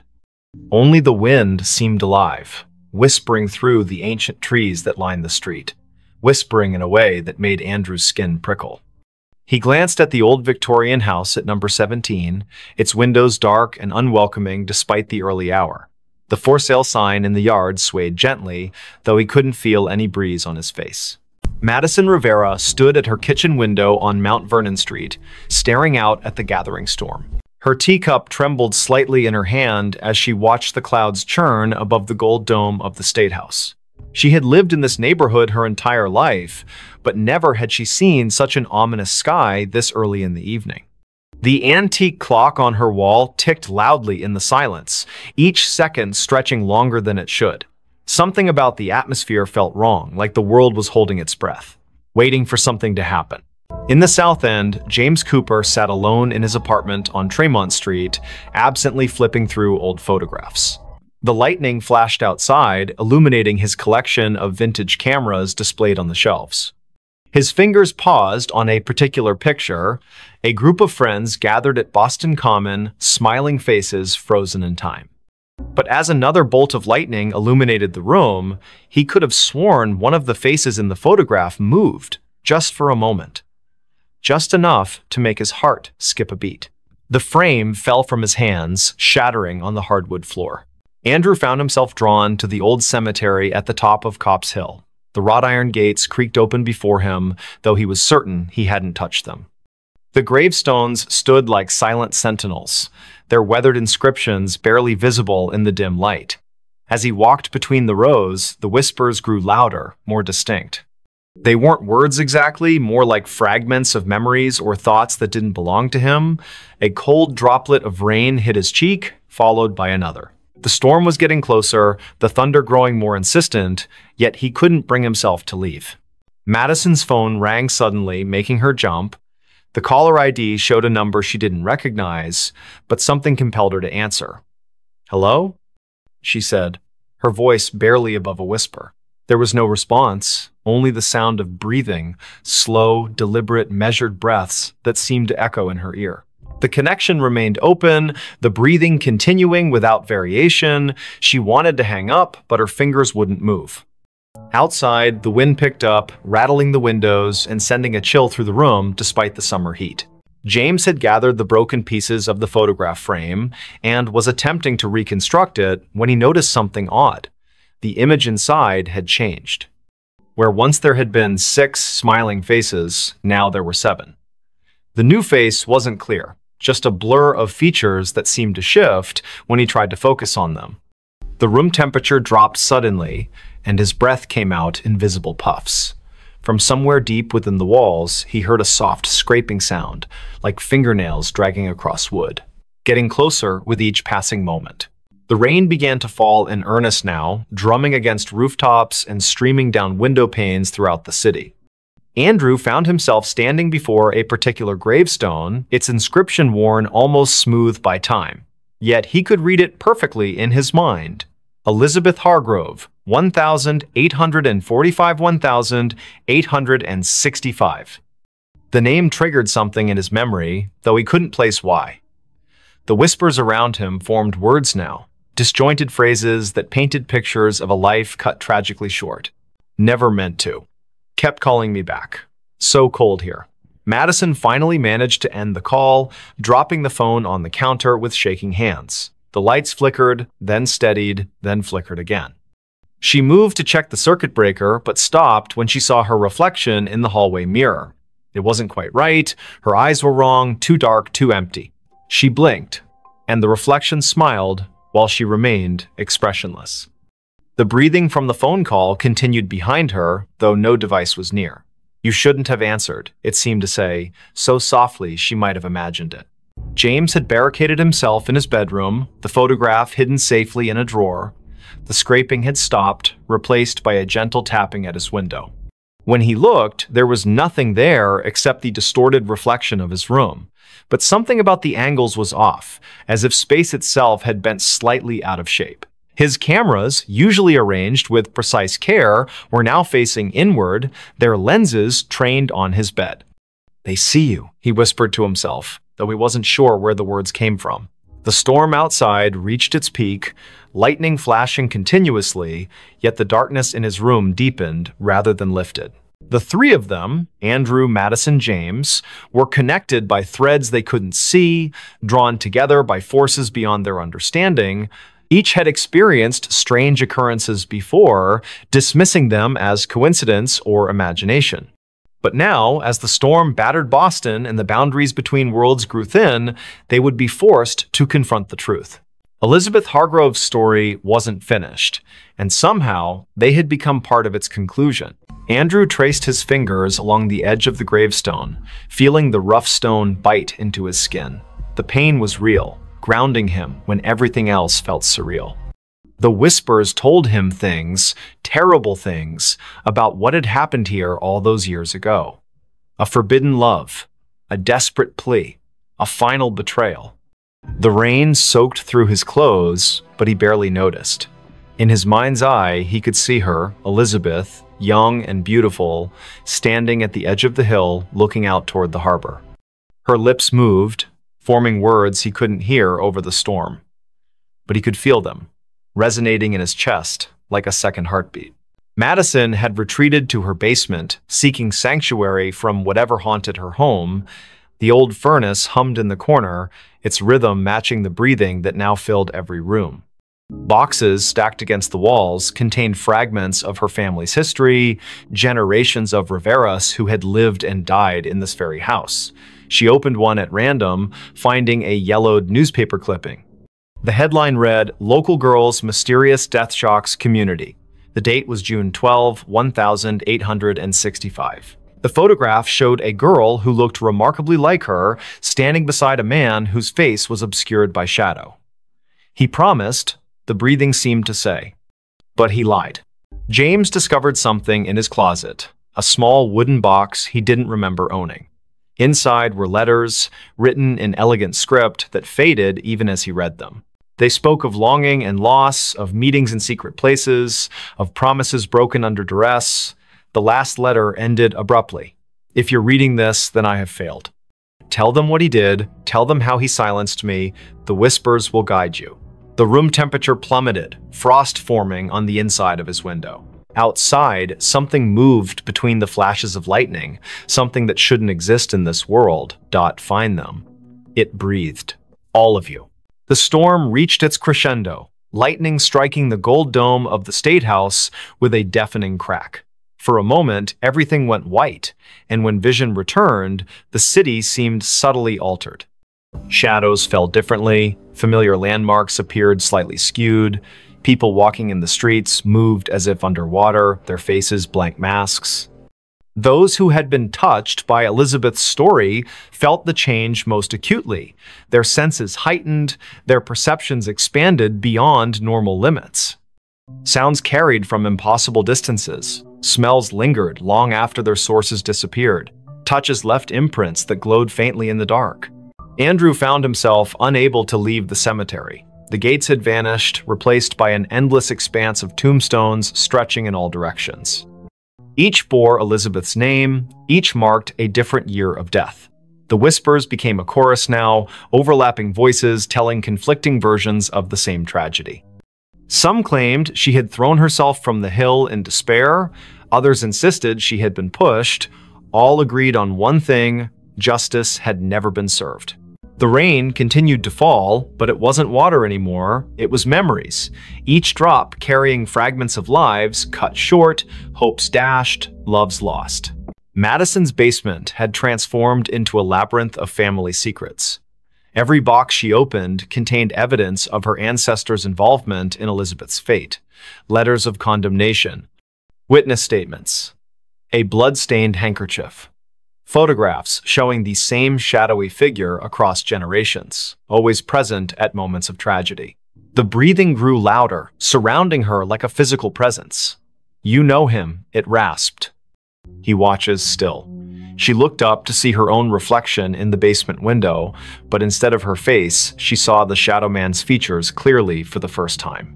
Their eyes met, and she understood everything that had been hidden, everything that had been denied. James's apartment building had emptied of all other tenants, leaving him alone with the entity that had been watching him through his cameras. The photographs on his walls had changed. Each now showed the same scene: Elizabeth standing at the edge of Copp's Hill, reaching out to someone just out of frame.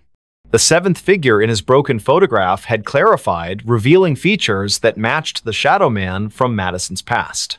The wooden box had multiplied, filling his living room with identical copies, each containing variations of the same tragic story. "We are witnesses," the voice whispered directly into his mind, "and we are judged."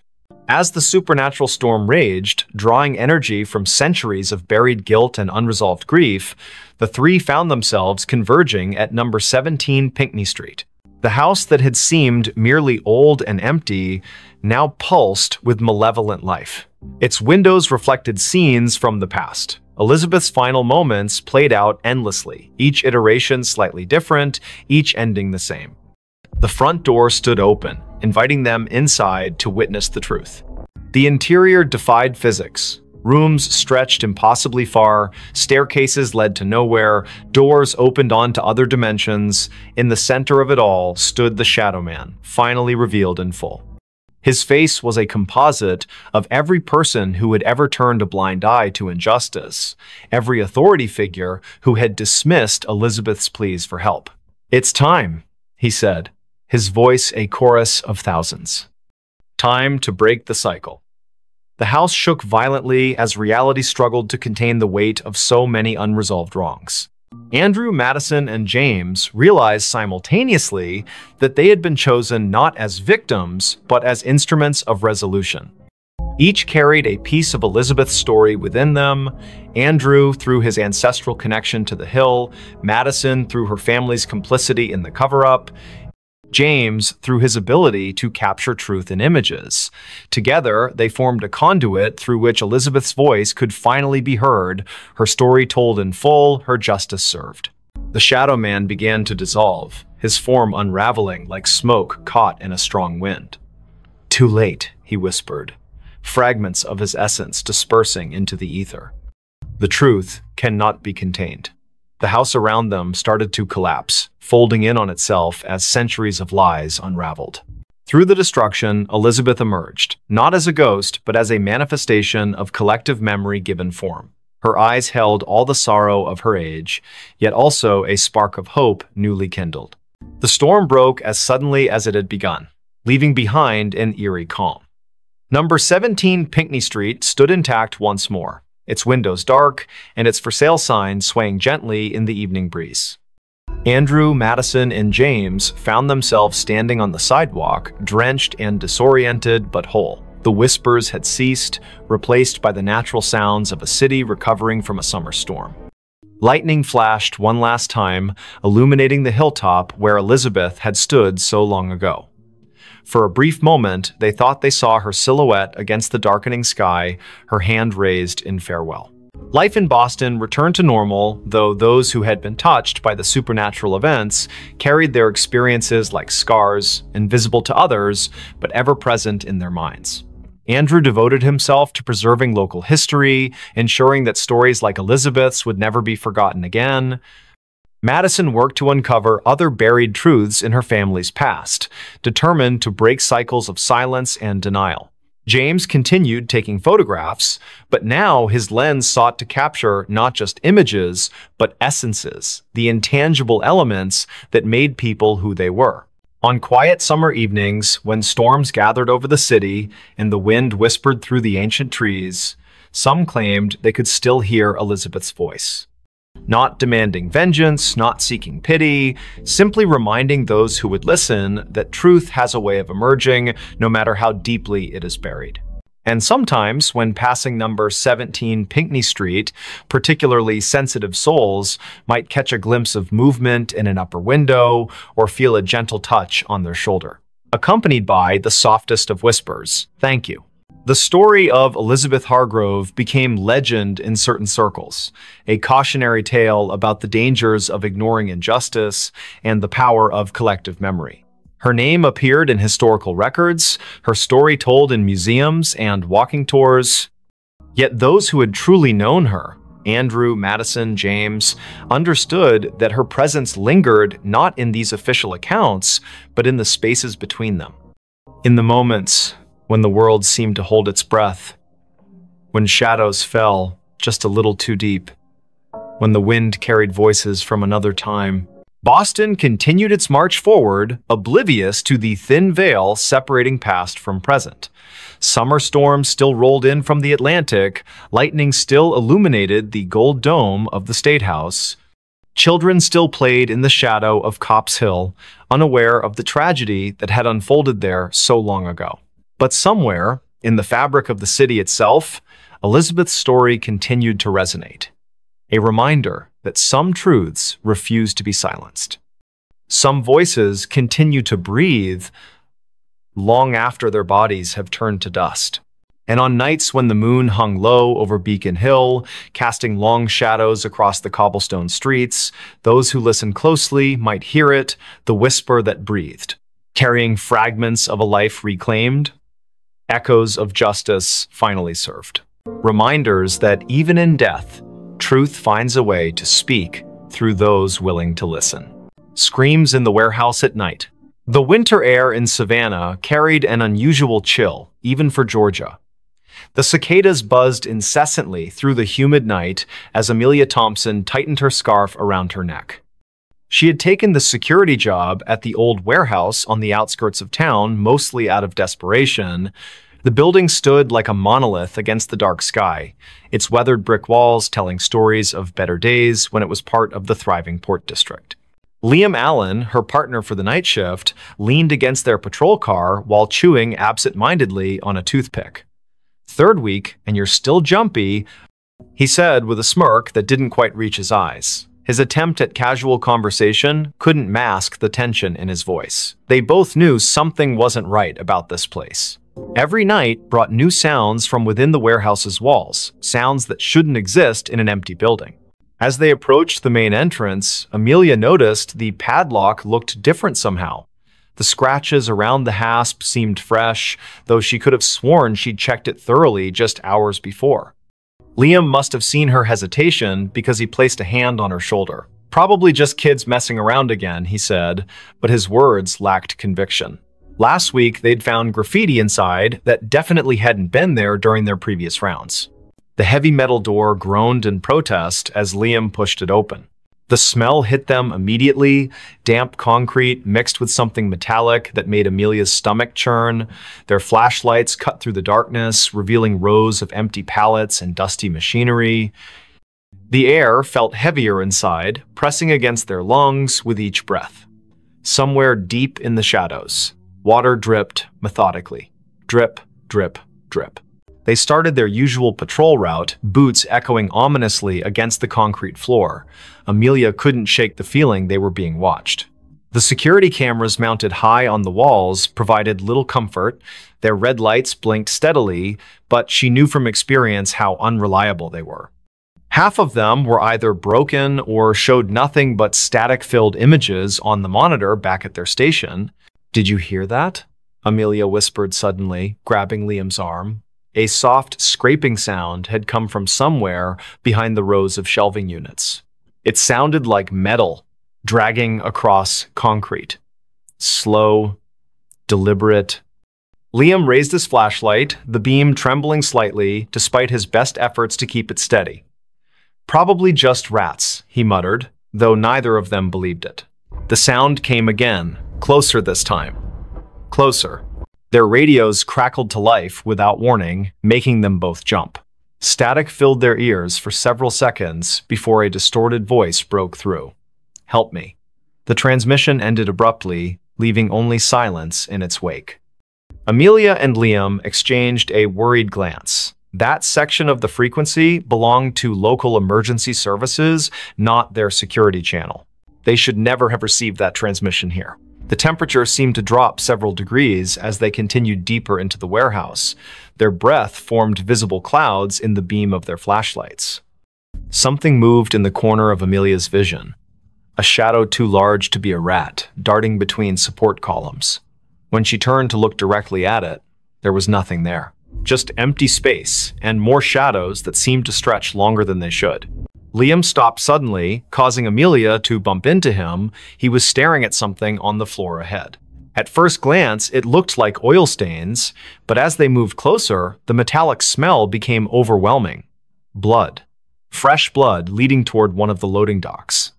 The trail glistened wetly in their flashlight beams, ending abruptly at the edge of a large pool that hadn't been there during their last pass through this area. Neither of them spoke as they followed the path, their footsteps careful and measured. The loading dock area proved even colder than the rest of the warehouse. Condensation formed on every surface, dripping steadily from the ceiling beams. What appeared to be claw marks scored deeply into the concrete floor, radiating outward from the blood pool like some terrible flower blooming in reverse. Amelia's radio crackled again. This time with no discernible words, just a rising and falling electronic whine that set her teeth on edge. She fumbled to turn it off, but found the volume control unresponsive. Something heavy shifted in the darkness above them. The sound of movement came from the catwalks high overhead, accompanied by a low, guttural growl that reverberated through the metal structure. Liam's flashlight beam swept upward, catching glimpses of movement too fast to track properly. Whatever it was up there moved with unnatural speed, darting between support beams with impossible agility. The growling grew louder and closer. Amelia's training screamed at her to retreat, to get away from whatever was hunting them in the dark. But something else held her rooted to the spot, a primal curiosity mixed with terror that froze her muscles. The blood pool began to bubble softly, tiny crimson bubbles forming and popping with sickening sounds. From the corner of her eye, she saw shapes moving in the darkness beyond the loading dock doors. Too many shapes to count. The attack came without warning. One moment they were scanning the catwalks, and the next, Liam was gone. His flashlight clattered to the ground, rolling away into the shadows. Amelia heard his muffled scream cut short as something massive dragged him upward into the darkness. Her own scream caught in her throat as she backed away, tripping over her own feet in her haste to escape. The thing on the catwalk let out a triumphant roar that shook dust from the ceiling. She scrambled backward, her flashlight beam dancing wildly across the warehouse floor. More figures emerged from the shadows now, surrounding her. They moved with jerky, unnatural motions, their forms humanoid but wrong somehow, too tall, too thin, their limbs bending at impossible angles. The largest figure, presumably what had taken Liam, dropped down from the catwalk with a deafening crash. Its eyes glowed faintly in the darkness, fixing on her with predatory intelligence. The cicadas outside had grown louder, their buzzing almost deafening now. Amelia realized with growing horror that their pattern matched the rhythm of the creature's movements. Each step it took toward her synchronized perfectly with the insect's chorus. The other figures began to circle her, closing in from all sides. Their breathing sounded wet and labored, like liquid being forced through cloth. She pressed herself against a stack of pallets, searching desperately for an escape route. A sudden noise from the office area caught everyone's attention, the distinctive sound of someone trying to force open a window. The creatures hesitated, their heads snapping toward the disturbance with unsettling speed. Amelia seized her chance, diving between two of the smaller figures and sprinting toward the main entrance. Behind her, she heard snarls of frustration as the creatures debated whether to pursue her or investigate the new intruder. Her radio crackled to life again, this time with perfect clarity. "Run!" a woman's voice shouted urgently. "Get out while you still can." The transmission cut off abruptly, replaced by more static. Amelia didn't question it. She poured everything she had left into reaching the exit. As she burst through the heavy metal door, the cold night air hit her like a slap. The cicadas fell silent all at once, creating an eerie void where their buzzing had been moments before. Standing by their patrol car was a young woman, probably in her early 20s, dressed in tattered clothes and bleeding from multiple wounds. Her eyes widened when she saw Amelia emerge from the warehouse. "You shouldn't be here," she whispered hoarsely. "None of us should be here." Before Amelia could respond, the girl collapsed to her knees, pointing weakly back toward the building. "They're coming." True to her warning, the warehouse doors slammed shut with enough force to rattle the entire structure. The windows on the upper floors began to glow with an unnatural light, pulsing in time with the now returning cicada chorus. Shadows moved behind the glass in ways that defied physics, stretching and contorting until they seemed to press against the very fabric of reality. Amelia helped the mysterious girl to her feet, noticing for the first time these strange symbols carved into her arms. "We need to move," the girl insisted, pulling Amelia toward the car. "They'll be spreading soon. They always do after a feeding." Her words sent chills down Amelia's spine, not least because she realized dawn was still hours away. The temperature continued to drop, frost forming on nearby surfaces despite the humid air. The warehouse seemed to pulse with malevolent energy, its walls expanding and contracting like living tissue. As they reached the patrol car, Amelia risked one last look back. Dozens of glowing eyes stared out from the warehouse windows, watching them with obvious hunger. Something massive moved behind the glass, its silhouette too large to be contained within the building's walls. The girl shoved her into the passenger seat, taking the wheel herself with surprising strength. "Don't look back," she warned as she started the engine. "Whatever you do, don't look back until we're out of Savannah." The drive through the city streets felt surreal. Streetlights flickered erratically as they passed, and the few people still out at this hour seemed to be walking in slow motion, their faces blank and expressionless. The girl Spiel, who introduced herself only as Rachel, kept checking the rearview mirror obsessively, muttering about spread patterns and infestation zones. Amelia wanted to ask questions, but found herself unable to form coherent thoughts, let alone words. They reached the city limits just as the first hints of dawn began to lighten the horizon. Rachel visibly relaxed, though she maintained their speed well above the legal limit. "You got lucky tonight," she said finally. "Most people don't make it out of there alive, especially not after hearing the screams." Amelia opened her mouth to ask what she meant, but Rachel cut her off. "Don't worry about it now. Just know that you've been marked. They'll be watching for you, watching and waiting." The cicadas began their morning song as they left Savannah behind, their buzzing gradually fading into silence. Amelia stared at her reflection in the side window, barely recognizing herself. Her face was pale and drawn, her eyes haunted by things she couldn't yet comprehend. In the distance, church bells began to ring, their tones carrying an unexpected sense of finality. Rachel gripped the steering wheel tighter, her knuckles white against the gathering daylight. Somewhere behind them, in the heart of Savannah's industrial district, the warehouse stood silent and still. Its walls bore fresh scratches and scorch marks that hadn't been there the night before. Inside, pools of blood slowly dried on the concrete floors, already beginning to attract flies. The security cameras remained offline, their lenses cracked and blackened. High above, on the catwalks, something waited patiently for nightfall. Something that remembered the taste of fear. Don't just watch in the dark. Click subscribe, like, and join now.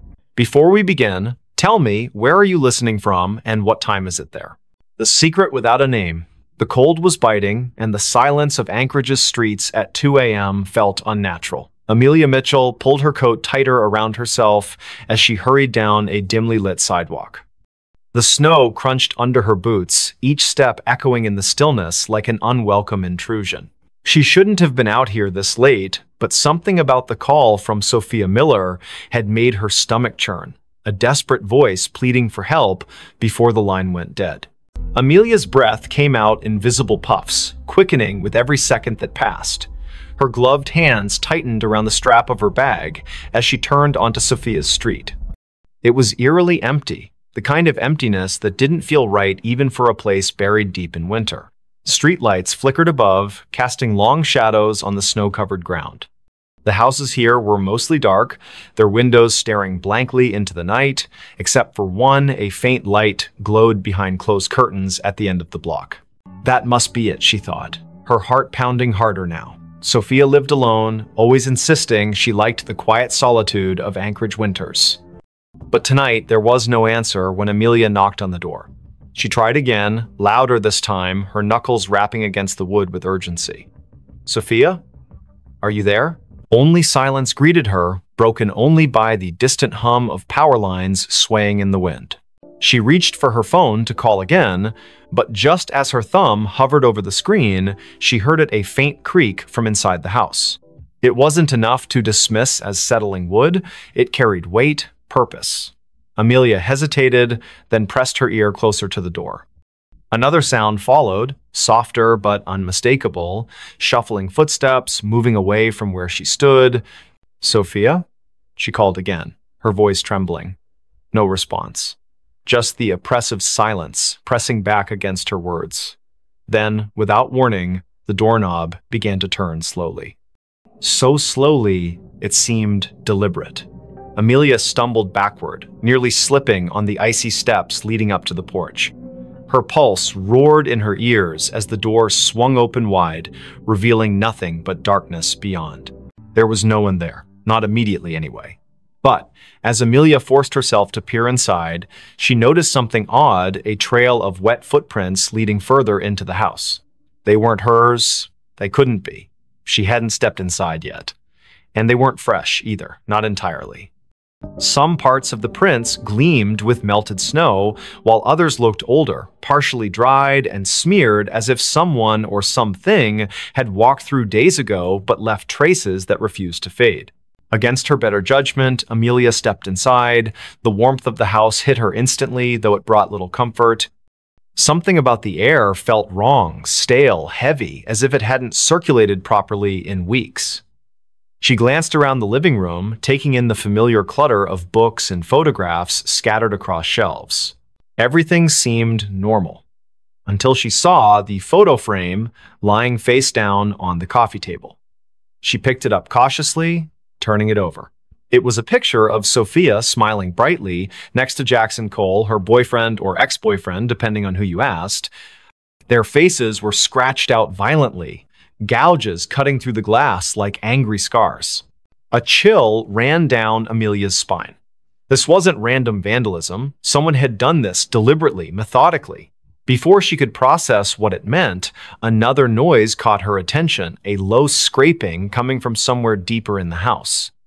It sounded like nails being dragged along a hard surface, slow and rhythmic, punctuated by pauses that somehow felt more menacing than the sound itself. Amelia swallowed hard, clutching her phone tightly in her hand. She considered calling the police, but what would she say? That she broke into her friend's house because of some creepy noises? They'd think she was crazy. Instead, she moved cautiously toward the hallway, following the sound despite every instinct screaming at her to leave. The hallway was narrow, lined with family portraits that seemed to watch her as she passed. Each frame held a face frozen in time, eyes staring ahead as if waiting for something. At the far end, a door stood slightly ajar, light spilling out from within. The scraping grew louder, closer, and Amelia realized it was coming from behind that door. Her palms were slick with sweat beneath her gloves as she pushed it open just enough to peek inside. What she saw stopped her dead in her tracks. The room was small, cluttered with boxes stacked haphazardly against the walls. In the center sat a chair, and on the chair was Sophia, or at least what remained of her. Her body slumped forward unnaturally, head hanging limp as if her neck couldn't support its weight anymore. Blood pooled beneath the chair, dark and congealed, staining the hardwood floor. But the worst part was her face, or rather, the absence of it. Where Sophia's features should have been, there was only smooth, featureless skin stretched taut over bone. Amelia gagged, stumbling backward as bile rose in her throat. She wanted to scream, to run, but her legs wouldn't obey. Instead, she froze, transfixed by the sight before her. And then, from somewhere behind her, a voice spoke softly, almost kindly. "You shouldn't have come." She spun around, heart hammering wildly, but there was no one there. The hallway was empty, the portraits still staring silently ahead. Yet the voice lingered in her mind, repeating the same phrase over and over. "You shouldn't have come. You shouldn't have come." Amelia backed away, tripping over her own feet as she tried to retrace her steps toward the front door. But the layout of the house seemed different now, distorted somehow. Doors that hadn't been there before appeared in the walls, leading to rooms she didn't recognize. Shadows shifted unnaturally, twisting into shapes that defied logic. She could hear whispers now too, overlapping voices murmuring in tones too low to understand. Panic set in fully as she realized she was trapped. Every step she took led her deeper into the labyrinthine nightmare of Sophia's home. The air grew colder with each passing moment, frost creeping up the walls and forming intricate patterns on the ceiling. And always, the whispers followed her, growing louder and more insistent. Finally, she found herself in a room she didn't remember entering. It was larger than any other space in the house, impossibly so, with walls made entirely of mirrors. Each reflection showed a version of herself, but none of them matched the person standing in the center of the room. Some looked older, gaunt, and hollow-eyed. Others appeared younger, innocent, and terrified. One reflection wasn't even human. It was a twisted, monstrous figure with elongated limbs and a mouth full of jagged teeth. Before she could react, the reflections began to move independently, stepping out of the mirrors and surrounding her. Their movements were jerky, unnatural, and they all spoke in unison, their voices blending into a single cacophony. "You know the secret," they hissed. "You've always known." Amelia shook her head frantically, tears streaming down her face. "I don't know anything," she screamed. But the figures only drew closer, their cold breath brushing against her skin. One of them reached out, its fingers brushing her cheek, and suddenly memories flooded her mind, memories that weren't hers. Images of Sophia, of Jackson, of secrets whispered in the dark, of a nameless thing lurking just beyond the edge of perception, waiting patiently for someone foolish enough to stumble upon it. And then everything went black. When Amelia woke, she was outside again, lying in the snow. The house was gone, replaced by an empty lot surrounded by trees. Her phone buzzed in her pocket, and she fumbled to retrieve it, hoping desperately for some explanation. There was a text message from an unknown number containing only 3 words: "Tell no one." She stared at the screen, her hands shaking uncontrollably. Somewhere in the distance, she heard laughter, soft, childlike, and utterly devoid of joy. The whisper that never opened. It was 3 in the morning when Lucas Bennett first heard the sound. A faint whisper carried by the icy wind that swept through the narrow streets of Los Angeles. The city was unusually quiet for a place that never slept, its usual hum of life replaced by an unsettling stillness. Frost clung to the palm trees lining the sidewalks, their leaves glistening under the dim streetlights. Lucas had been walking home from his late shift at the diner when he noticed it, the whispering that seemed to follow him wherever he went. He pulled his jacket tighter around himself, trying to shake off the chill that wasn't entirely from the cold. The whisper grew louder as he passed an alleyway between 2 old brick buildings. It sounded like words, but nothing coherent, just fragments of syllables that danced at the edge of understanding. His pace quickened, boots crunching against the frost-covered pavement. He told himself it was just the wind playing tricks on him. But deep down, he knew better. Olivia Turner lived in apartment 3B of the building where Lucas rented his studio. She had moved in 6 months ago, and they had exchanged polite greetings in the hallway occasionally. But tonight, when Lucas finally reached his floor, he found her standing outside her door, her face pale and drawn. Her hands trembled as she fumbled with her keys, dropping them twice before managing to unlock the door. Something about her demeanor made Lucas pause. "Everything okay?" he asked, his voice softer than intended. Olivia glanced at him, her eyes wide with something he couldn't quite place: fear? Exhaustion? Both? She hesitated before answering, I keep hearing things." Her voice cracked slightly. "Voices. Whispers. I thought maybe it was just my imagination." She trailed off, looking past him into the dark hallway. Lucas felt a chill run down his spine. He had heard those whispers too. Without thinking, he said, "Me too. Tonight. Outside." Olivia's expression shifted from fear to something closer to relief, though her hands still shook. "Come in," she said quietly, stepping aside. The warmth of her apartment enveloped him immediately, but it did little to ease the tension coiling in his chest. Inside, the room was small but cozy, decorated with mismatched furniture and soft lighting. A half-empty mug of tea sat cooling on the coffee table beside an open book. Olivia gestured for him to sit while she poured herself another cup. "Do you want some?" she asked, holding up the teapot. Lucas nodded, though he doubted anything could settle the unease growing inside him. As she busied herself in the kitchenette, he noticed the curtains were drawn tightly shut, despite the fact that no one would be able to see inside at this hour. The windows themselves seemed almost deliberately avoided. So Olivia began after handing him a steaming mug. "You heard them too, the whispers." It wasn't a question. Lucas took a sip of the tea. It tasted bitter, but he didn't complain.